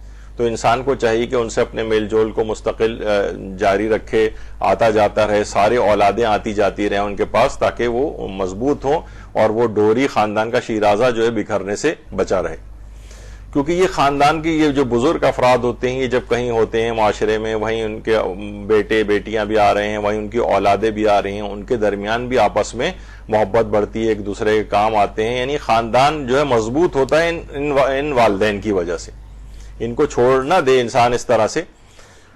تو آیت اللہ بہجت کے متعلق بھی ملتا ہے کہ کہہ رہے ہیں کہ جب ایک دفعہ مسجد سے جو ہے وہ باہر آ رہے تھے تو بہت سارے علماء بھی کھڑے ہوتے تھے، اور ان میں سے کسی ایک عالم دین سے مخاطب کر کے انہوں نے کہا کہ تم اپنے والد کو ٹیلی فون کیوں نہیں کرتے ہو؟ کیونکہ جس وقت تم حمد اور سورہ پڑھ کر ان کو بھیجتے ہو، ایسے ہی جیسے گویا تم نے ان کو ٹیلی فون کیا. یعنی اگر والدین دنیا سے بھی چلے گئے ہیں تو والدین سے کیسے رابطہ اس کے بعد بھی برقرار رکھیں؟ تو کہنے لگے الحمد اور سورہ پڑھ کر ان سے اپنے تعلق کو ایسے ہی جیسے تم نے ان سے فون پہ بات کر لی. تو انسان مرحوم بھی اگر ہو گئے ہیں والدین تو ان سے بھی صلہ رحمی کا جو ہے وہ برقرار رکھتا ہے انسان. ورنہ بعد میں اگر بھول بھی جائے، بہت سی روایتوں میں بھی آیا کہ بہت سے لوگ زندگی کے اندر صلہ رحمی کر رہے ہوتے ہیں، لیکن والدین کے مرنے کے بعد جو ہے وہ قاطع رحم لکھے جاتے ہیں، یعنی والدین کے نافرمان لکھے جاتے ہیں. بلکہ کیونکہ زندگی کی حد تک تو کرتے رہے، تو ان کے پاس آتے رہے خبر گیری، لیکن جب مر گئے تو انہوں نے ان کے قبر پہ جانا چھوڑ دیا. ابھی کچھ عرصے بعد انشاءاللہ یہاں پر ایک موضوع پر ہمارا ایک لیکچر ہوگا، ایک تو نہیں ہوں گے، 2 کم سے کم ہوں گے، کہ والدین کے 80 حقوق کے متعلق. عام طور پہ لوگ کو سمجھ میں نہیں آتا کہ والدین کے ٹھیک ہے اچھا ان سے سلوک کرنا چاہیے، لیکن 40 ان کے دنیاوی حقوق ہیں اور 40 حقوق ان کے مرنے کے بعد ہیں. ان کو انسان ان کی پوری فہرست آپ کے سامنے پیش کریں گے. 80 حقوق والدین کے کیا ہیں، جس میں ایک یہ بھی ہے کہ حمد اور سورہ کم سے کم پڑھ کے ان سے اپنے صلہ رحمی کو اب بھی برقرار رکھا جا سکتا ہے. ایسا نہ ہو کہ ان کو بھلا دیا جائے. ورنہ کیا ہوتا ہے، مثلا کوئی ایک بھی اگر اکیلا رہ جاتا ہے وہ تو فون پہ ان سے لوگ رابطہ جو ہے وہ رکھ رہے ہوتے ہیں، بس میسج کے اوپر رابطہ رکھ رہے ہوتے ہیں، لیکن مثلا وہ اس طرح سے اکیلے پن کی زندگی گزار رہے ہوتے ہیں. تو اس طرح کی چیز نہیں ہونی چاہیے. اچھا، خاندان کے بڑے بھی آپس میں ذرا محبت سے رہیں، کیونکہ حضرت امیر المومنین علی ابن ابی طالب علیہ الصلوۃ والسلام فرماتے ہیں کہ بزرگوں کے درمیان محبت بچوں کے درمیان رشتہ ہوتی. یہ جتنا آپس میں ایک دوسرے سے محبت اور پیار سے پیش آئیں گے، یہ بزرگ آپس کے اندر ملے جلیں گے، تو یہ چیزیں ان کی اولادوں کے اندر بھی، ان کی اولادیں بھی ایک دوسرے سے ملے جلیں گی.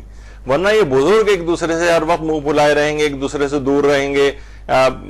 مثلا دادا دادی ہیں مثلا اور ان کی اولادیں ہیں اور پھر ان کے بھی بچے ہیں، تو پتہ چلا بھائی بہن آپس کے اندر نہیں مل رہے ہیں، تو اب ان کی اولادیں بھی ایک دوسرے سے کھنچ جاتی ہیں. پھر تو یہ کیا ہے کہ بزرگ جو آپس میں ملے جلے رہیں گے اگر، تو پھر یہ اولادوں کے درمیان بھی اور ان کی اولادوں کے بعد جو نسل ہے ان کے اندر بھی رشتہ جو ہے وہ برقرار رہے گا.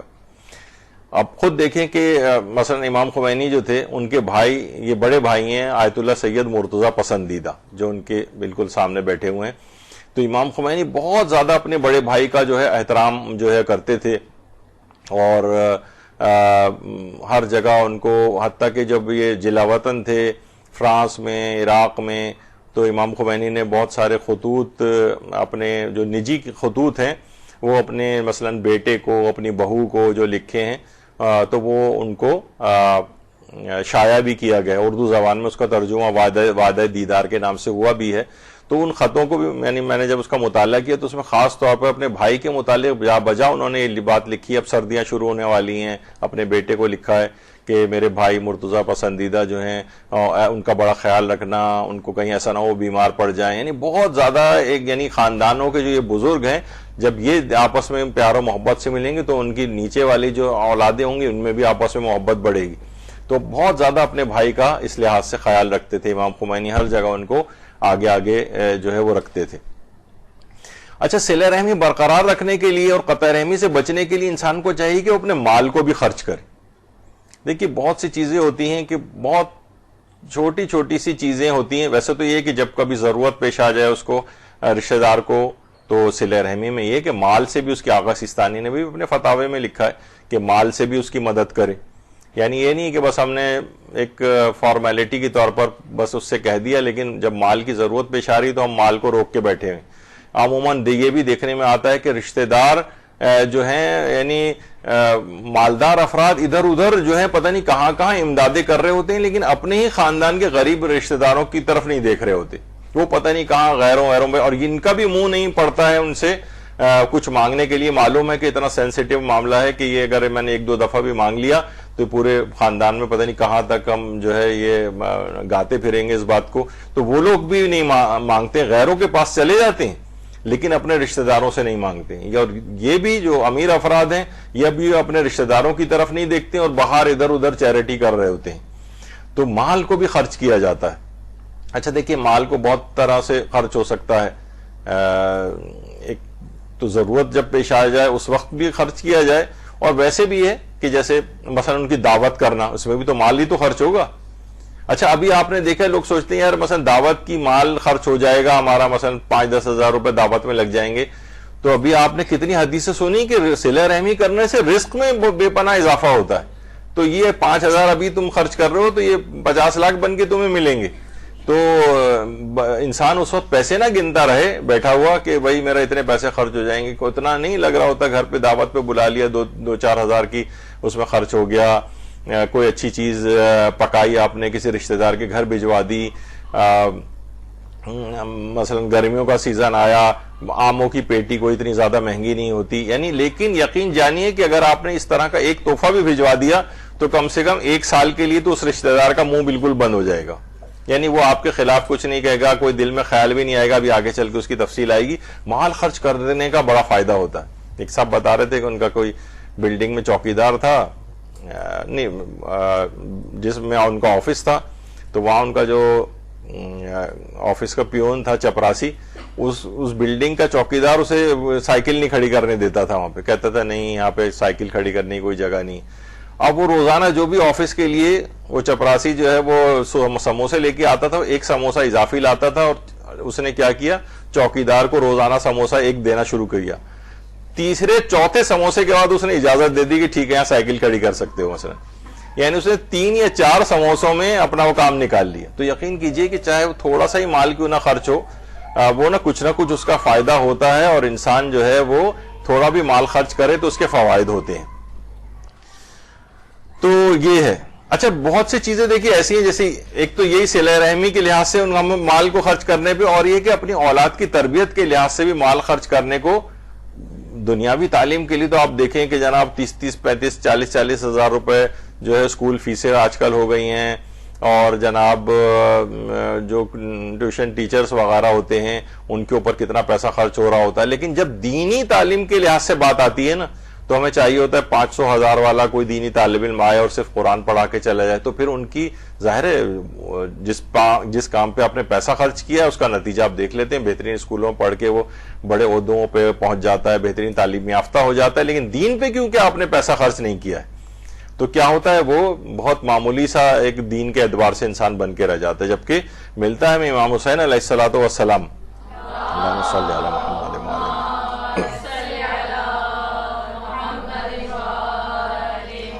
اپنے بچوں کے استاد کو بہت زیادہ مال. روایت میں ہے کہ انہوں نے منہ موتیوں سے بھر دیا, یعنی امام نے, اور فرمائے تمہاری محنت کا معاوضہ نہیں ہو سکتا. اچھا بہت سے لوگ جب یہ حدیث ہم کبھی لگاتے ہیں تو بہت سے لوگ اس پہ اعتراض کرتے ہیں کہ امام حسین کی اولاد تو مثلا چوتھے امام تھے. یہ اماموں کی متعلق بات نہیں ہو رہی کہ ان کو تعلیم دلوائی جاتی تھی. امام تو ہمارے جو ہیں وہ اللہ کی طرف سے سب علم لے کر آتے ہیں, لیکن ائمہ کی دیگر غیر معصومہ اولادیں بھی ہوتی تھیں, ان کی تعلیم و تربیت کا بھی. اور کہتے ہیں یہ کیسے ممکن ہے, امام تو خود تعلیم دینے والے تھے, وہ کسی استاد کو کیوں بلائیں گے. نہیں, وہ تاکہ آپ لوگوں کے لیے بھی وہ چیز برقرار ہے. اور امام کی اور مصروفیات بھی ہوتی تھیں, وہ سارے خاندان کے بچوں کو بٹھا کے ہر وقت پڑھانے کا کام تو نہیں ہوتا تھا ان کا, ان کے لیے اساتذہ کی خدمات بھی لی جاتی تھی. اور یہ روایت میں ایک اور دوسری روایت میں آیا کہ جو اس استاد کو امام نے یہ سب دیا تھا جس نے ان کے بیٹے کو سورہ الحمد کی تعلیم دی تھی. تو بہرحال دین کے اعتبار سے دیکھیے ہم لوگ خرچ نہیں کرتے ہیں, اور رشتہ داروں میں بھی ہم نہیں خرچ کرتے ہیں. کبھی ہوٹلنگ یا ریسٹورنٹس وغیرہ کے اندر لے جائیں کھلانے کے لیے. میرے ایک جاننے والے ہیں تو مالی اعتبار سے کافی آسودہ حال ہیں, تو وہ جو بزرگ ہیں خاندان کے, وہ پورے خاندان کو جمع کر کے ایک دن یا تو پکنک پہ لے کے جاتے تھے, یا لنچ یا ڈنر یا کوئی بریک فاسٹ وغیرہ وہ کسی جگہ جو ہے نا وہ سب میں پورا خاندان مل کے کرتا تھا. تو بہرحال مال و دولت تھا, تو انہوں نے اپنے اس کو, تاکہ سب لوگ خاندان میں آپس میں ملے رہیں, جڑے رہیں, اور ایک اس کا اچھا ایک, اور آپ کو پتہ ہے کھانے پینے کے اندر ایک ایسی برکت تو ہوتی ہے, دعوت ذو العشیرہ جو ہے سب کے دماغوں میں ہے کہ سب لوگ اس کے اندر جو ہے آتے ہیں, کھانا پینا تو کسی کو بھی برا نہیں لگتا ہے. تو بہرحال اس میں کبھی نہیں سوچنا چاہیے کہ میرا پیسہ خرچ ہو گیا تو پیسہ کم ہو جائے گا. اگر پیسہ خرچ بھی ہو رہا ہے تو یقین جانیے کہ اس مال کی جو زیادتی روایتوں کے اندر آئی ہے صلہ رحمی کے ذریعے, وہ بہت زیادہ فوائد والی ہے. اچھا, صلہ رحمی خصوصاً مال سے صلہ رحمی کا اس قدر عظیم ثواب ہے کہ پیغمبر اکرم صلی اللہ علیہ وآلہ وسلم نے فرمایا کہ جو شخص اپنے رشتہ داروں کے پاس جائے اور ان کے ساتھ اپنے مال سے صلہ رحم کرے تو خدا اس کو 100 شہیدوں کا ثواب دے گا, اور جو قدم بھی وہ اٹھائے گا ہر قدم کے بدلے 40,000 نیکیاں لکھے گا, 40,000 گناہ کو معاف کیا جائے گا, اور اس کے 40,000 درجات کو بلند کیا جائے گا ہر قدم کے بدلے. اور اس کی عبادت ایسی ہوگی جیسے اس نے 100 سال خدا کی عبادت کی ہو. درود بھیجیے محمد علیہ السلام.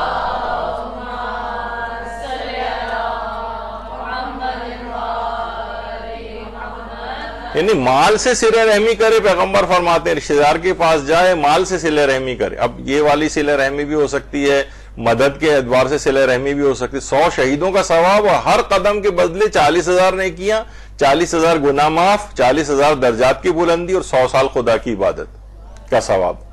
تو اندازہ لگائیں کہ کس قدر زیادہ ہے. تو مال کو خرچ کرنا رشتہ داروں کے اوپر یہ بہت اہمیت کا حامل ہے.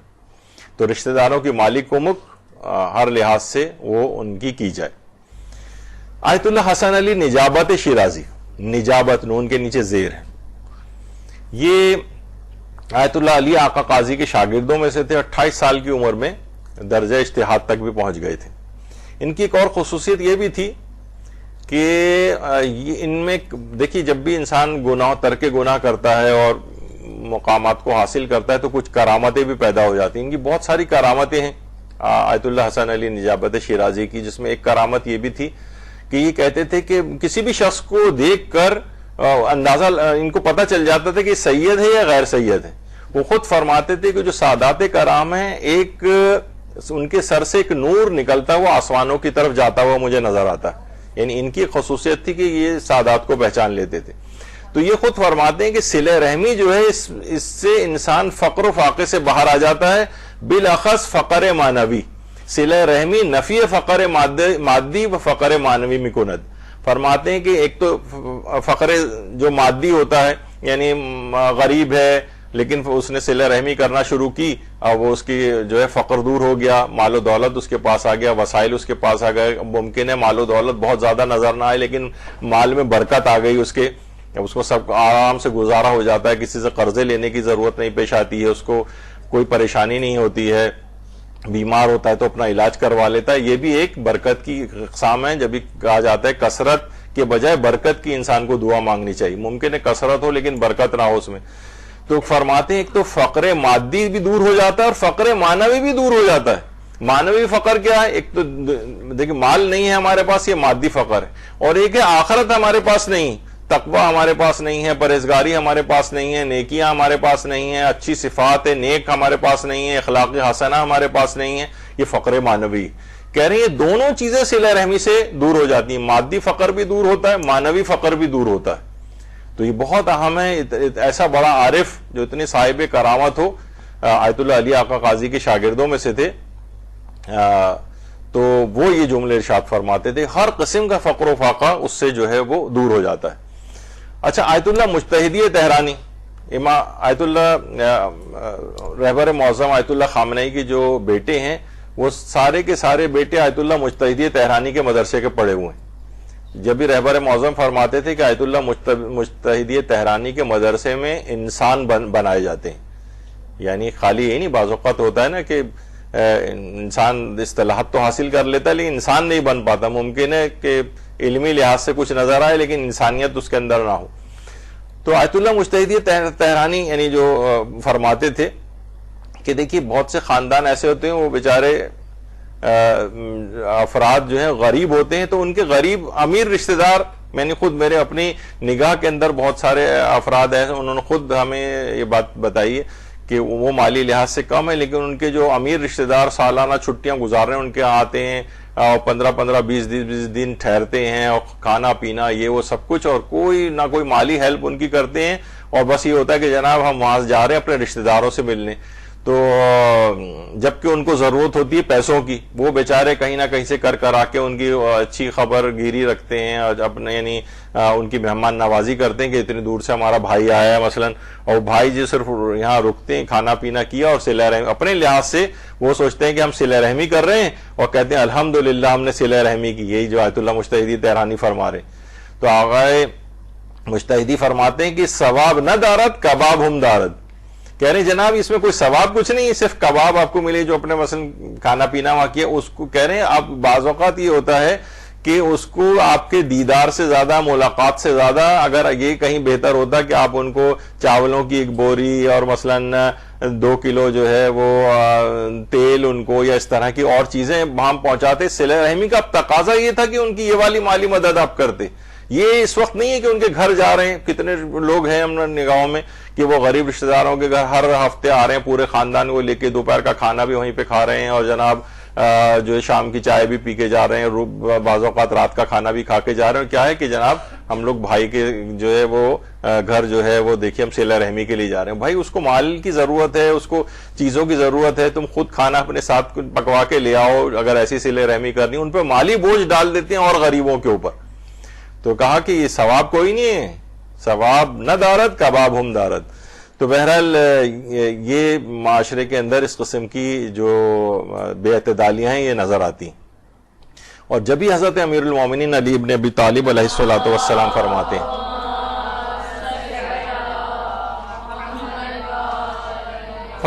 مالی ہمدردی کی مانند کوئی بھی چیز اخوت کی حفاظت نہیں کر سکتی. مالی ہمدردی یعنی مال سے ان کی مدد کرو، ضرورت پیش آ رہی ہے، گھر میں کوئی بیمار پڑ گیا ہے، ہاسپٹلائز ہو گیا ہے، معلوم ہے آپ کو اس کے حالات صحیح نہیں ہیں، خود جا کر پوچھیں. یہ نہیں کہ وہ دستے سوال لا کر دراز کرے آپ تک. اور کہا جاتا ہے نا کہ اگر کسی نے مانگنے کے بعد آپ نے دیا تو آپ نے گویا اس کی عزت کی قیمت ادا کی. وہ تو اس نے اپنی عزت آپ کی جب اس نے تقاضا کیا تو عزت اس کی چلی گئی، ایک لحاظ سے اس کی ناک نیچی ہو گئی، شرمندہ آنکھوں سے آپ سے آ کر تقاضا کر رہا ہے وہ. اب جو بھی پیسے دو گے تم نے گویا اس کی عزت کی قیمت ادا کی، کوئی احسان نہیں کیا، تم نے کوئی چیز خریدی ہے اس سے. تو مالی ہمدردی میں بھی یہی ہے کہ یعنی کوئی بھی چیز اخوت کی حفاظت نہیں کر سکتی بھائی چارے کی جتنا یہ مال کرتا ہے. آپس میں ایک دوسرے کی اس طرح سے مالی تعاون ہونا چاہیے. مال کو جو جمع ہوتا ہے لوگوں کے پاس، اس کی وجہ امام علی رضا علیہ الصلوۃ والسلام نے بتائی کہ 5 چیزوں کے علاوہ مال جمع نہیں ہو سکتی. یا تو شدید کنجوسی کی وجہ سے انسان مال جمع کرتا ہے، لمبی امیدوں کی وجہ سے مال جمع کرتا ہے، یہ کر لوں وہ کر لوں، پلاٹ خرید لوں اور یہ کام آئے گا، 30 سال بعد انشورنس پالیسیاں لیتا چلا جائے.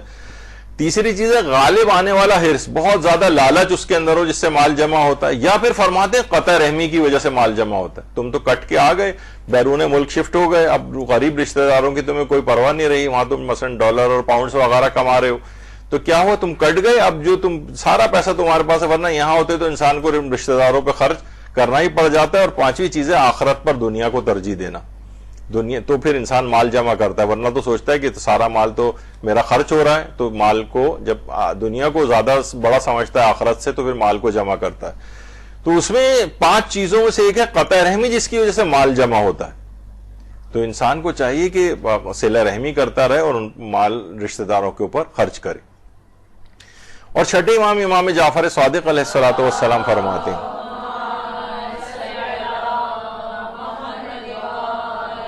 فرماتے ہیں راہ خدا میں مال خرچ کرو، اس کے بدلے پر یقین رکھو، جان لو جو اطاعت الہی میں خرچ نہیں کرے گا وہ اللہ کی نافرمانی میں خرچ ضرور کر دے گا.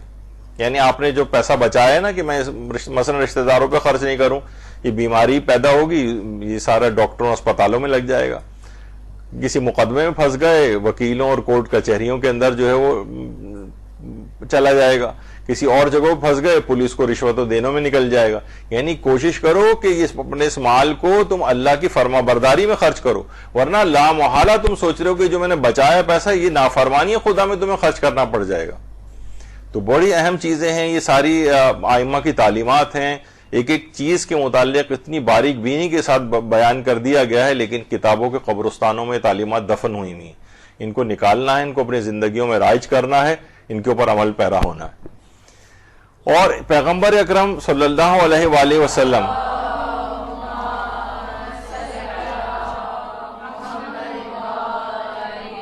ان کی خدمت میں عرض کیا گیا کہ یا رسول اللہ کون سا صدقہ زیادہ افضل ہے؟ فرمایا دھتکارے ہوئے رشتہ دار کو صدقہ دینا. بعض اوقات ہوتا ہے نا جس کو کوئی پوچھتا نہیں ہے، بیچارہ بالکل آئسولیٹ ہو گیا ہے، مالی اعتبار سے بہت کمزور، دھتکار دیا گیا ہو جسے، اس کو صدقہ دینا زیادہ ثواب ہے. آیت اللہ سیستانی بھی اپنے ایک مسئلے میں فرماتے ہیں کہ اہل و عیال کے لیے کشائش پیدا کرنا، سہولت پیدا کرنا دوسروں کو صدقہ دینے سے افضل ہے. اہل و عیال یہی ہے نہیں ہمارے رشتہ دار. اسی طرح وہ ضرورت مند جو قریبی ہو اسے صدقہ دینا غیروں کو صدقہ دینے سے افضل ہے. تم یہ کہاں چیریٹی بانٹتے پھر رہے ہو؟ تمہیں تو اپنے قریبی رشتہ داروں کو بھی دینا چاہیے. ان سے بھی افضل سگے رشتہ دار ہیں، یعنی رشتہ داروں میں بھی زیادہ افضل سگے رشتہ دار ہیں. اور یہ بھی مستحب ہے کہ صدقہ مسکین کے درمیانی واسطوں کے ذریعے پہنچے. روایت میں آئے کہ نیکی 80 ہاتھوں سے ہوتے ہوئے بھی جاری ہو تو سب کو برابر ثواب ملے گا اور کسی کے ثواب میں نیکی میں کوئی کمی واقع نہ ہوگی. تو یعنی کیا ہے کہ اہل و عیال کو صدقہ یعنی جو ان کی مالی امداد کرنا اگر صدقہ دینا ہی ہے، اور ضرورت مند جو زیادہ قریبی جتنا ضرورت مند ہو اور افضل سگے رشتہ دار ہیں آقا سیستانی فرماتے ہیں. تو افضل یعنی سگے ترین رشتہ داروں کو بھی صدقہ دیا جا سکتا ہے. البتہ وہ توہین آمیز نہ ہو کہ 10 کا نوٹ پکڑا دیا مثلا والدین کو لے جا کے کہ جناب یہ ہم نے سگا رشتہ دار ہی تو ہیں والدین، بھائی ہمارا سگا رشتہ دار ہے 100 روپے دے دیے اس کو. بعض اوقات آپ کو پتا ہے کہ وہ خیر سادات کو صدقہ دینے کے متعلق ہے کہ ان کو صدقہ دیا جا سکتا ہے، لیکن صدقہ توہین نہیں، یعنی اتنا مال دینا کہ جس کو لینے میں سید کی توہین ہو، اتنی معمولی رقم اس کے لیے بھی لینا جائز نہیں اور اس کے لیے بھی دینا جو ہے وہ جائز نہیں ہے. سادات کو اتنی کم سے کم رقم دیں کہ لینے میں اس کی توہین نہ ہو. تو سگے رشتہ داروں کو صدقہ دینا، بلکہ یہ بھی فرمایا قریبی رشتہ داروں کو فطرہ دینا کہ اگر وہ فقیر ہوں یعنی سال بھر کا خرچہ نہ رکھتے ہوں، نہ نقد پیسوں کی صورت میں، نہ کوئی ایسا کام جانتے ہیں جو ان کے سال بھر کے اخراجات کے لیے کافی ہو، تو انہیں صدقہ فطرہ دینا جائز ہے. بلکہ افضل یہی ہے کہ اپنے فقیر خونی رشتہ داروں اور پڑوسیوں کو یہ زکوٰۃ فطرہ دی جائے. تو آپ نے دیکھا فقیر خونی رشتہ دار یعنی جو غریب خونی رشتہ دار ہیں ان کو فطرہ دینا. اور اگر یہ ہمارا فطرہ ذرا ایسی ظاہر ہے فطرے کی رقم اتنی زیادہ نہیں ہوتی ہے تو فطرہ زیادہ کر کے بھی دیا جا سکتا ہے، اس میں مزید آپ ملا دیں اور ان تک وہ رقم پہنچا دیں، تحفے کے عنوان سے دے دیں فطرے کے طور پر. اگر لینا ان کو اچھا نہیں لگ رہا ہے یا آپ کو دینا اچھا نہیں لگ رہا ہے تو کسی بھی عنوان سے ان تک وہ چیز پہنچائی جا سکتی ہے، حتیٰ کہ فطرہ بھی دیا جا سکتا ہے. اور بہترین جو صدقہ ہے وہ بھی پیغمبر اکرم صلی اللہ علیہ وآلہ وسلم نے بتایا ہے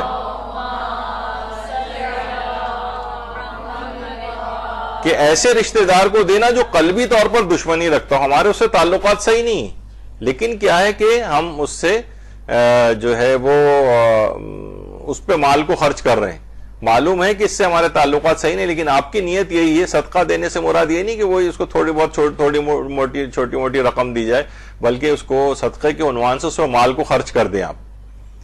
تو بہرحال یہ معلوم ہے کہ اس کے دل کی کدورتیں تاکہ یہ دور ہو جائیں. اچھا، صلہ رحمی کے لیے مال خرچ کرنے کی کئی صورتیں ہو سکتی ہیں. ایک تو جیسے یہی تھا کہ جناب اس کی دعوت کر دی جائے، کہیں اس کو باہر اگر کھانے پہ لے جانا اگر ممکن ہے اور بشرط ہے کہ اور اس میں مفاسد نہ ہوں. پتہ چلا باہر ریسٹورنٹ میں کھانے جا رہے ہیں، عورتیں میک اپ کر کے جا رہی ہیں اور جناب علی حجاب کی پاسداری نہیں ہو رہی، مکس گیدرنگ ہوئی جا رہی ہے، یعنی ایسا نہ ہو کہ اور حرام اس میں آ جائیں چیزیں. تو یعنی اگر حرام سے سیف اینڈ ساؤنڈ ہے معاملہ تو رشتہ داروں پر اس طرح کے پیسوں کو مال کو خرچ کیا جا سکتا ہے، یا ان کو آسانیاں جو ہیں وہ مہیا کی جائیں. روایتوں میں آیا ہے کہ ان کو آسانیاں یا ان کو تحفے تحائف دیے جائیں، کیونکہ روایتوں میں ہے کہ پیغمبر اکرم صلی اللہ علیہ وآلہ وسلم فرماتے ہیں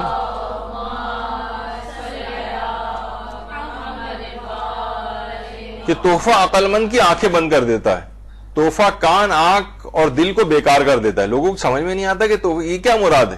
یعنی آنکھیں بند ہوں گی، عقل مند کی بھی آنکھیں بند ہوں گی، وہ اب اس میں کوئی عیب بھی اس کو نظر نہیں آئے، کیونکہ آپ نے اس سے قرضہ لے لیا ہے، آپ نے اس سے تحفہ لے لیا ہے، تو اب آپ کو نہ اپنی آنکھیں آپ بند کر لیتے ہیں. اپنے کان، کوئی مثلا آپ کے سامنے اس کی غیبت کرتا ہے، آپ کو اچھا نہیں لگتا، آپ اپنے کان بند کر لیتے ہیں. دل میں اس کے متعلق کوئی وسوسہ پیدا ہوتا ہے، لیکن کیونکہ اس نے آپ کو تحفہ دیا ہوتا ہے تو آپ اس کے متعلق جو ہے نا حسن ظن سے ہی کام لے رہے ہوتے ہیں. یعنی یہ جو تحفہ ہے یہ اس کی آنکھیں بند کر دے گا، کان بند کر دے گا، دل کو بیکار کر دے گا. تو یہ ہمیشہ آپس میں اس طرح سے جو ہے وہ کرتے رہنا چاہیے تحفے تحائف والا معاملہ. یا اسی طرح سے یقین جانے کہ کبھی شاید صلہ رحمی جو کا سلسلہ نہ ٹوٹے، قطع رحمی کی طرف نہ جائے. اگر رشتہ دار کو کبھی اور ہو جاتی ہے ضرورت پیش کر، بعض اوقات بہت سی فیملیز میں ذرا مین پاور کی کمی ہوتی ہے، کوئی شخص ہاسپٹلائز ہو گیا تو اب نہ کون رات کو رکے گا، کون دوپہر کو رکے گا، کون صبح کو رکے گا. آپ کہیں گے بھائی جناب دوپہر سے لے کر رات تک میں رکوں گی آپ کے پاس. ایک دفعہ بھی، ظاہر ہے ہر تو ایسا نہیں کہ آئے دن روزانہ لوگ بیمار ہوتے ہوں، کبھی زندگی میں ایک آدھ دفعہ ہی ایسا موقع پیش آئے گا. لیکن جو آپ نے اس کے ساتھ کیا ہے، مثلا رات بھر بھی اگر آپ اس کے پاس رک گئی ہیں کسی ایک رشتہ دار کے پاس، ساری زندگی وہ آپ سے کبھی پھر وہ قطع رحمی کی طرف معاملہ نہیں جائے گا اگر یہ والا احسان آپ نے اس سے کر دیا. تو یہ اس طرح کی چیزیں ایسی ہیں کہ جن کا صلہ رحمی کے سلسلے میں یعنی اپنی خدمات پیش کرنی چاہیے. یہی وہ موقع ہے کہ جب واقعتاً رشتہ داروں کی ضرورت پیش آتی تو اس کی عیادت کرنے کے لیے جانا وہ الگ ہے، لیکن اس کے لیے اپنی خدمات کو پیش کرنا کہ اتنے گھنٹے کے لیے میں آپ کے پاس رک جاؤں گی، چاہے گھر پہ چاہے ہاسپٹل میں. اور یہ پھر دیکھیے گا انشاءاللہ کبھی اس کو ہمیشہ وہ چیز یاد رہے گی کہ یہ اس نے میرے ساتھ اتنی بڑی نیکی کی تھی، ورنہ اسپتال میں کون کسی کے پاس رکتا ہے. دور ممالک میں رہنے والے صلہ رحمی کیسے کریں؟ وہ عام طور پر جا کر نہ بھول جاتے ہیں کہ اب تو ہم دور ہیں، اب ہم سالہ سال ایک دوسرے سے کوئی رابطہ نہیں رکھ رہے ہوتے، بالکل کٹ گئے، کہیں سے کہیں طلب پہنچ گئی ان کو کہ فلاں شخص صاحب مر گئے ہیں تو وہ بھی بس نہ آتے ہیں نہ کچھ ہے. جبکہ دور رہنے والے افراد بھی کم سے کم اب یہ جو دیگر ذرائع ہیں، واٹس ایپ، یہ وہ مختلف طریقوں کے ساتھ سوشل میڈیا کے ذریعے ایک دوسرے سے روابط اس سے برقرار رکھ سکتے ہیں اپنے. دیکھیں، منہ پھولائے جو رشتہ دار ہوتے ہیں، یہ عام طور پر کیا ہے کہ ایسے افراد کی بہت مذمت کی ہے کہ اللہ کی رحمت سے دور ہے وہ شخص جس کی طرف اس کا بھائی صلح کے لیے ہاتھ بڑھائے اور وہ صلح نہ کرے. مثلا وہ آ رہا ہے، وہ آپ کی طرف ملنا چاہ رہا ہے، جھک رہا ہے، اپنی ناک نیچی کر کے آپ کے پاس آ رہا ہے اور آپ جو ہے جناب اکڑے چلے جا رہے ہیں. کہا جاتا ہے نا کہ اکڑنا جو ہے مردہ ہونے کی دلیل ہے، اور زندہ انسان میں ایک لچک ہوتی ہے. جو مردہ ہے وہی اکڑا صرف رہتا ہے، اس کے ہاتھ پاؤں بھی کوئی نہیں ہلا سکتا اکڑ گیا مرنے کے بعد.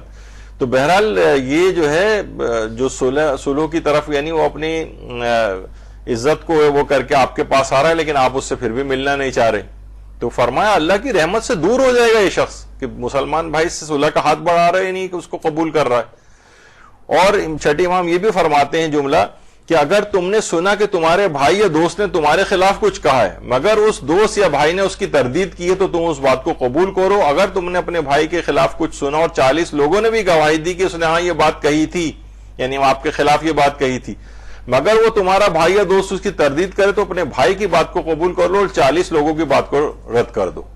کتنی زبردست تعلیمات ہیں. جب وہ کہہ رہے کہ ٹھیک ہے، چاہے وہ آپ کا دل کو اطمینان ہی کیوں نہ ہو رہا ہے کہ یہ غلط کہہ رہا ہے، اس نے میرے متعلق ایسا کہا تھا، لیکن تردید کر رہا ہے تو بات کو قبول کر لو تاکہ یہ سلسلہ آگے نہ بڑھے، صلہ رحمیہ قطع تعلق کی طرف نہ جائے. نظر انداز کر دو اس کی بات کو اور ان کی بات کو قبول کر لو، ان 40 لوگوں کی بات کو چھوڑ دو تم.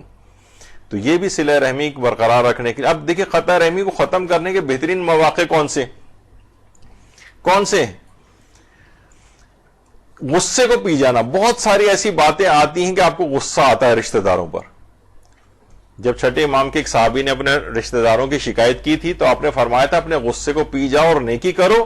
اس نے کہا وہ تو ایسا عمل کرتے ہیں مولا. تو امام نے فرمایا کہ تم بھی ان کی مثل ہونا چاہتے ہو تاکہ اللہ تمہاری طرف بھی نہ دیکھے.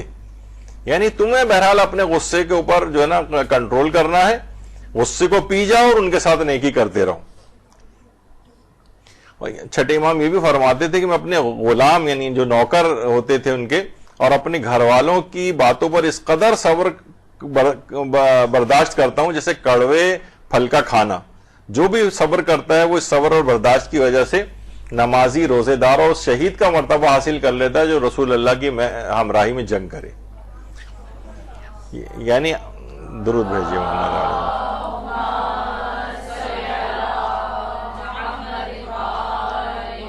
چھٹے امام فرماتے تھے مجھے بھی غصہ، یعنی لحاظ سے ہم جیسے معصیوں کے اوپر آپ کو جو ہے نا غصہ آ رہا ہوتا ہے، اپنے گھر والوں پہ، رشتہ داروں کے اوپر غصہ آ رہا ہوتا ہے، امام فرماتے تھے مجھے بھی غصہ آ رہا ہوتا ہے لیکن میں صبر برداشت کرتا ہوں جیسے کڑوے پھل کا کھانا. تو برداشت کریں. ائمہ کی سیرت بھی اسی لحاظ سے تھی.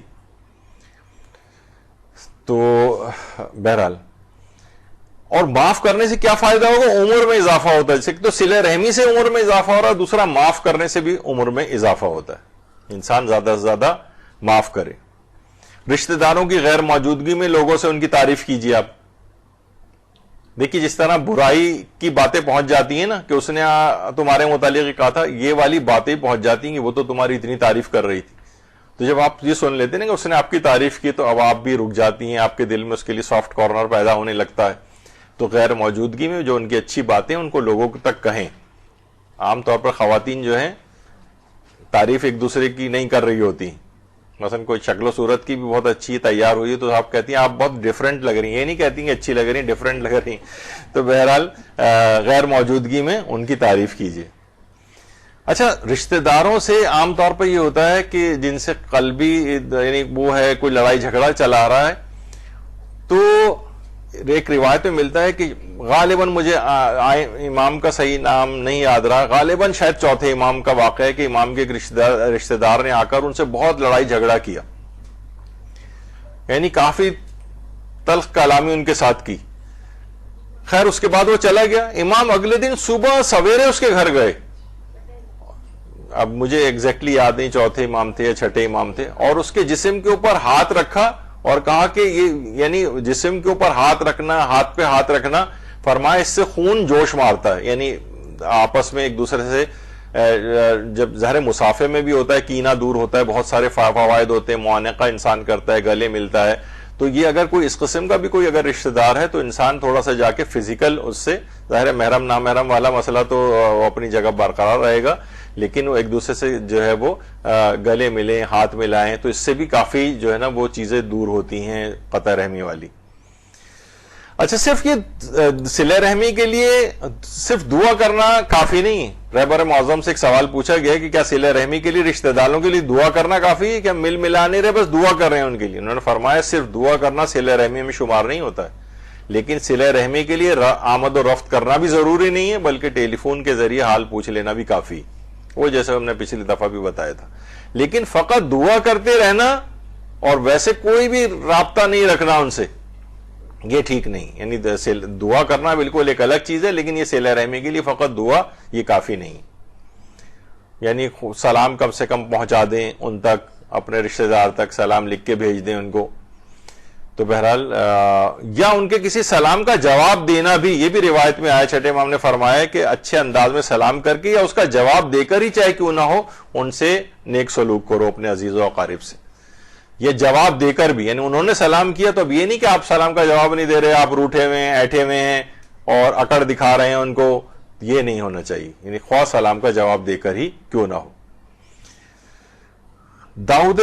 داؤد بن کثیر رقی نے کہا کہ میں امام صادق علیہ الصلوۃ والسلام کی خدمت میں بیٹھا ہوا تھا.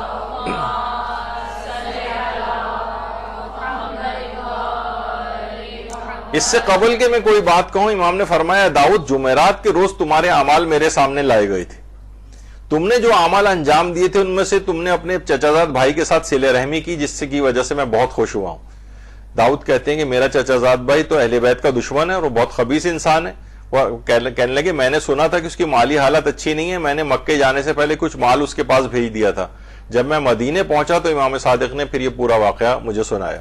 یعنی امام کا دشمن تھا وہ, لیکن اس شخص نے اپنے اس دشمن امام رشتہ دار سے بھی نیکی کی, تو امام نے کہا تمہارے اعمال جو مجھ تک لائے گئے, تمہاری یہ نیکی مجھے بہت پسند آئی, صلہ رحمی.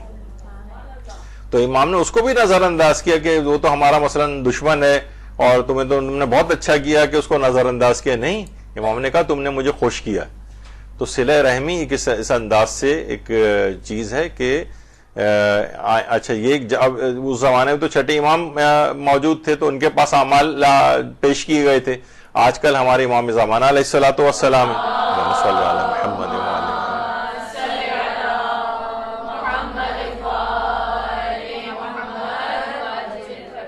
ان کے پاس اعمال پیش کیے جاتے ہیں. تو ہمارا یہ والا کم سے کم جب چھٹے امام خوش ہوئے تو امام زمانہ علیہ السلام بھی خوش ہوں گے اگر ہم اپنے رشتہ داروں کے ساتھ اس انداز سے نیکی کریں گے. اچھا, دوسروں کو بھی صلہ رحمی کرنے میں تعاون کرنا چاہیے. مثلا بہت سے شوہر ہیں وہ بیوی کو اپنے رشتہ داروں سے ملنے سے منع کرتے ہیں, بیوی بلکہ نہیں مل رہی اپنے رشتہ داروں سے تو اس کو فیسیلیٹیٹ کرے شوہر کہ تم جاؤ اپنے ان سے بھائی سے کیوں نہیں ملتی ہو, بہن سے کیوں نہیں ملتی ہو. تو رشتہ داروں سے ملنے سے آقا سیستانی نے بھی ایک مسئلے میں لکھا ہے کہ مرد کے لیے مناسب یہ ہے کہ اپنی بیوی کو اپنے قریبی رشتہ داروں سے ملنے, ان کے مریضوں کی عیادت کرنے, ان کے جنازے میں شریک ہونے کی اجازت دے. بلکہ شوہر پر واجب ہے کہ ان امور میں جتنی بھی مقدار بیوی کے ساتھ اچھی صحبت اور معاشرت تقاضا کرتی ہے اتنی اس کو اجازت دے. شوہر کو یہ حق نہیں ہے کہ وہ بیوی کو کسی واجب عمل انجام دینے کے لیے گھر سے باہر نکلنے سے روکے. یعنی کتنی اہم چیز ہے, اس پہ پورا ایک درس انشاءاللہ کہ عورت کو کتنی شرائط کے ساتھ کون کون سے مواقع پر شوہر کی اجازت ضروری ہوتی ہے گھر سے نکلنے کے لیے, اس پہ درس آگے چل کر آنے والا ہے ہمارا اگلے دنوں میں.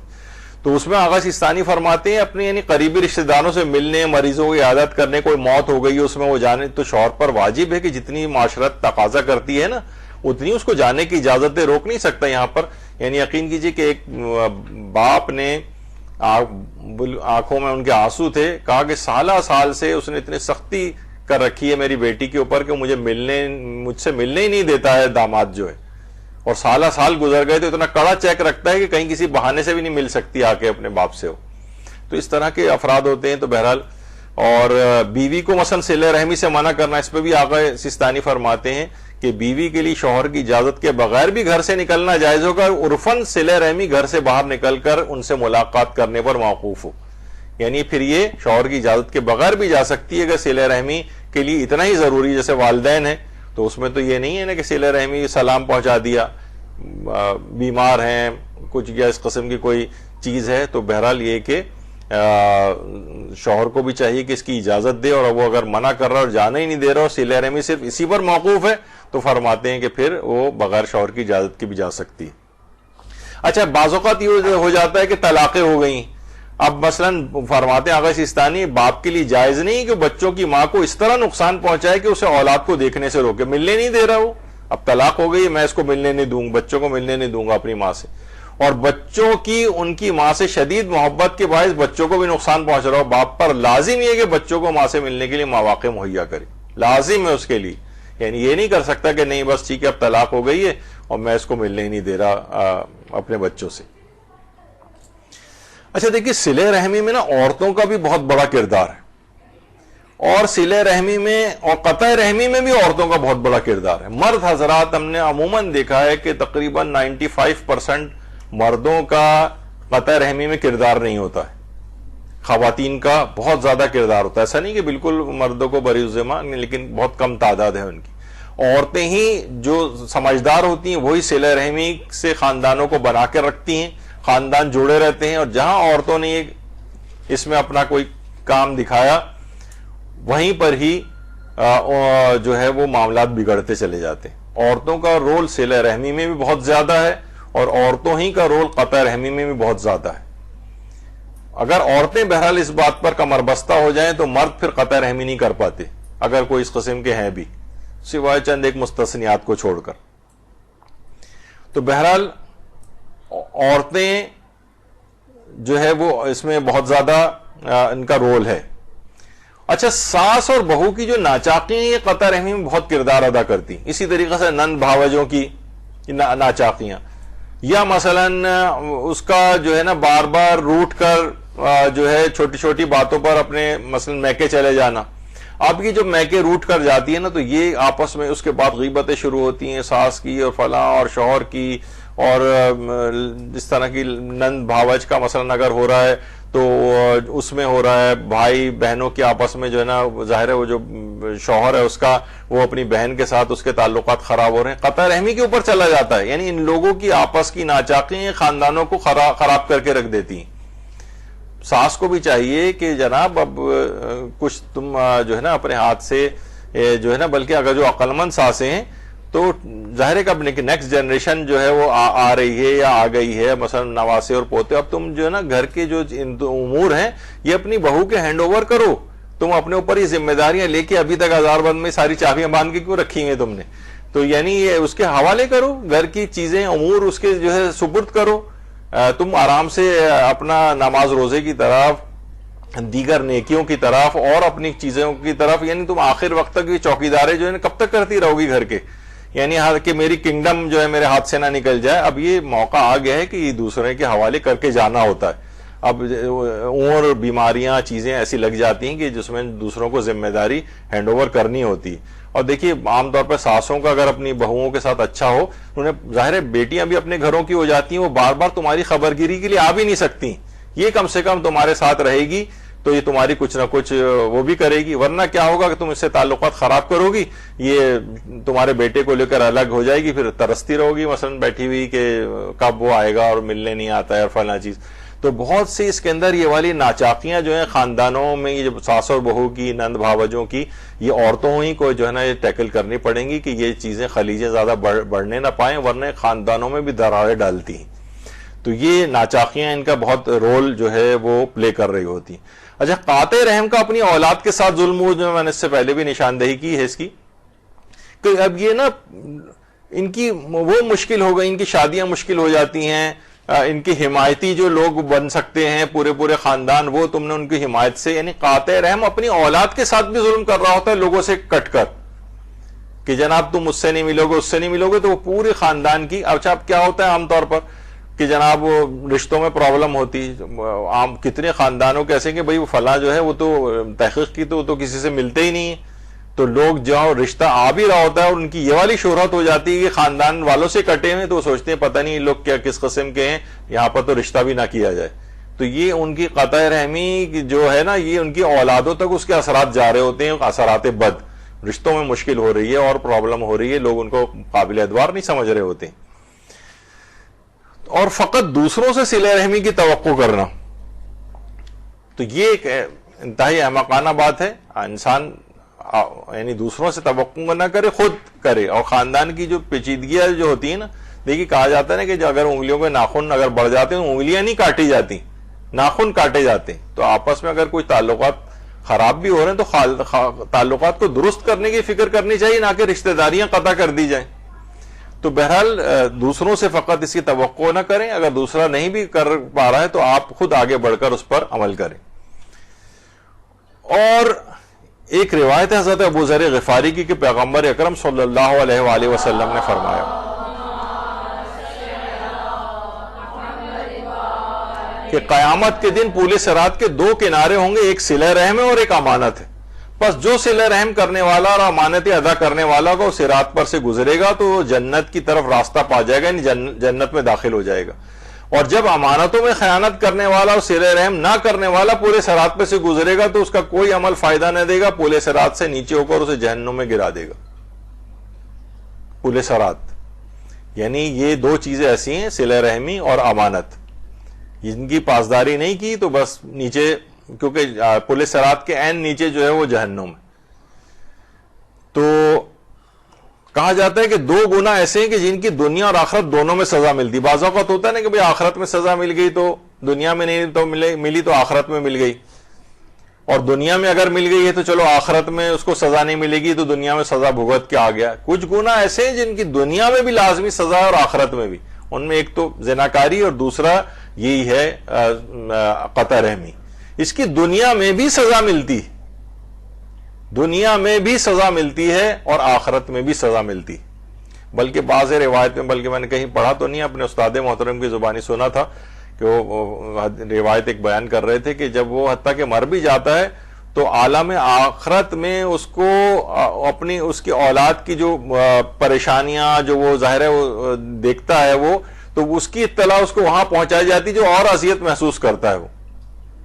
تو دنیا میں بھی سزا مل رہی ہوتی ہے اس کی اور آخرت میں بھی اس کی سزا مل رہی ہوتی. تو قطع رحمی کے ویسے نقصانات دیکھیں تو قطع رحمی کرنے والے کی 33 سال بھی عمر باقی ہو تو گھٹ کر 3 سال رہ جاتی. روایت کا خلاصہ ہے قطع رحمی کرنے والوں کی دعائیں قبول نہیں ہوتی ہیں, اور قطع رحمی کرنے والوں سے میل جول رکھنے سے پرہیز کی جو ہے وہ چوتھے امام نے منع فرمایا ہے. قرآن میں 3 موقعوں پر لعنت کی گئی ہے. قطع رحمی کرنے سے بستیاں ویران ہو جاتی ہیں. قطع رحمی کرنے والا ہرگز جنت میں داخل نہیں ہوگا. اور کوئی گناہ ظلم اور قطع رحمی سے بڑھ کر نہیں ہے جس کی دنیا اور آخرت میں اتنی جلدی سزا ملتی ہے, بہت جلدی سزا. ان میں ایک جھوٹی قسم کھانا بھی. کہا جاتا ہے کہ اگر کسی کو چاہیے کہ فوراً ارجنٹ مجھے کسی گناہ کی سزا مل جائے تو جھوٹی قسم کھانا شروع کر دے. اسی طریقے سے وہ قطع رحمی کرنے لگے, ظلم کرنے لگے, فوراً بہت جلد سزا اس کی ملے گی. اور جو اپنے رشتہ داروں کو چھوڑ دیتا ہے اللہ بھی اس کو چھوڑ دیتا ہے. تو بے پناہ روایات کے اندر یہ چیز آئی ہے.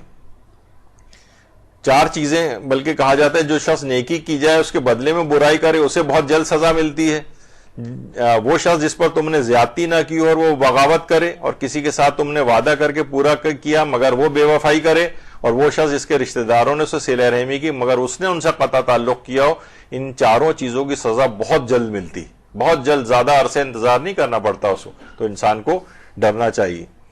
تو بلکہ اس کو مار ڈالنے والی چیز ایک خالقہ کے نام سے بھی روایات کے اندر قطع رحمی کو تعبیر کیا گیا. فوری بربادی کا ایک شیطانی نسخہ اس کو کہا جاتا ہے کہ کوئی چاہے کہ فوراً برباد ہو جائے تو وہ قطع رحمی کرنا شروع کر دے. بلائیں اس کے اوپر نازل ہونے لگتی ہیں, اور رشتہ داروں سے الگ ہو کر رہنا یہ خود بلاؤں میں گرفتار. ایک ایسی نئی چیزیں, خالی ضروری نہیں کہ وہ ممکن ہو سکتا ہے کہ مالی اعتبار سے کوئی افراد آسودہ آپ کو نظر آ رہے ہوں, لیکن اور ایسی پریشانیوں کے اندر گرفتار ہو جاتے ہیں کہ جو مال کی پھر کوئی حیثیت سامنے باقی نہیں رہتی.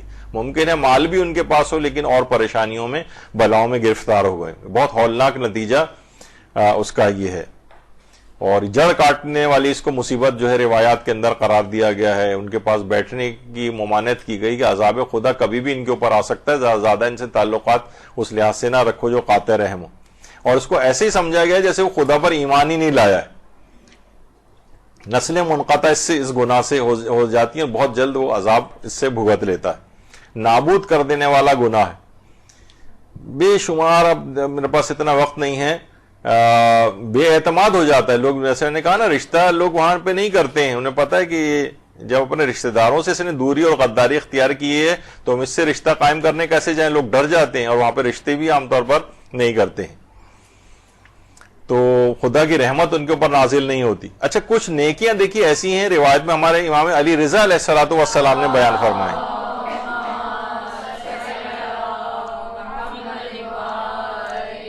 کچھ نیکیاں ایسے ہیں جو جوڑے جوڑے بنائے گئے, ان میں سے جوڑوں کو قبول کیا جائے گا. کوئی ایک اگر آپ نے کی نیکی اور دوسری چھوڑ دی تو دونوں قبول, دوسری تو چھوڑ ہی دی, وہ پہلی بھی قبول نہیں ہوگی. مثلا انشکرلی والے والد, ایک سورہ لقمان کی, کہ اللہ کہہ رہا ہے میرا بھی شکریہ ادا کرو, اپنے ماں باپ کا بھی شکریہ ادا کرو.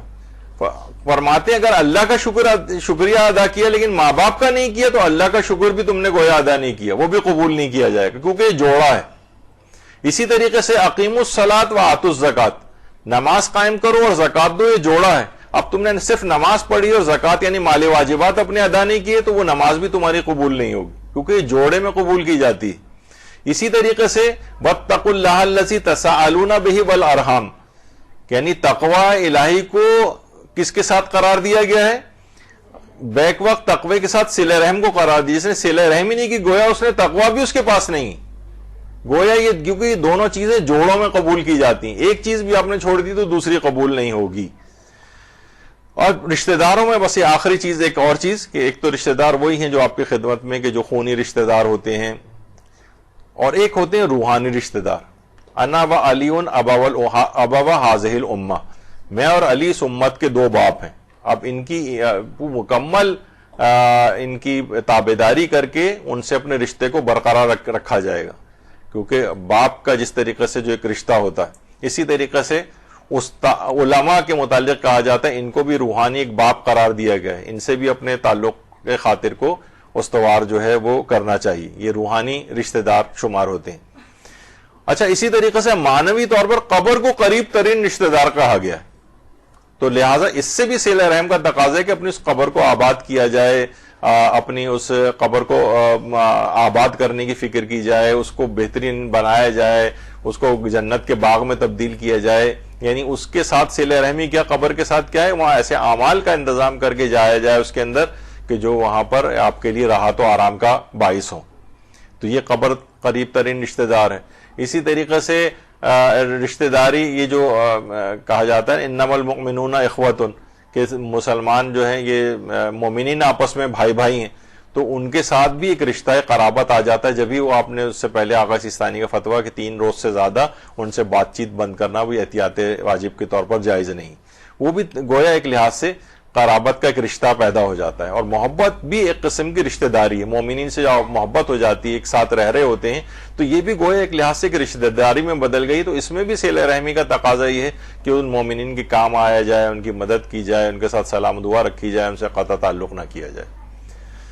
تو یہاں پر آ کر ہم اپنا جو ہے یہ دوسرا پارٹ اس کا آج مکمل ہوا ہے. امید ہے کہ جو اس کے فضائل آپ کو پتہ چلے ہوں گے, جو اس سے قطع رحمی کے عذاب اور اس کے جو نقصانات آپ کو پتہ چلے ہوں گے, تو اس کو زیادہ سے زیادہ معاشرے کے اندر فروغ دے کر بتائیں لوگوں کو کہ تعلیمات اسلامی یہ ہیں, اور ہمیں ہر صورت میں چاہے دوسرا رشتہ دار حق ادا نہیں بھی کرو تو تب بھی ہم سے ہمارے متعلق پوچھا جائے گا. اس کے دوسرے کے عمل کے مطابق آپ کا فیصلہ نہیں ہوگا.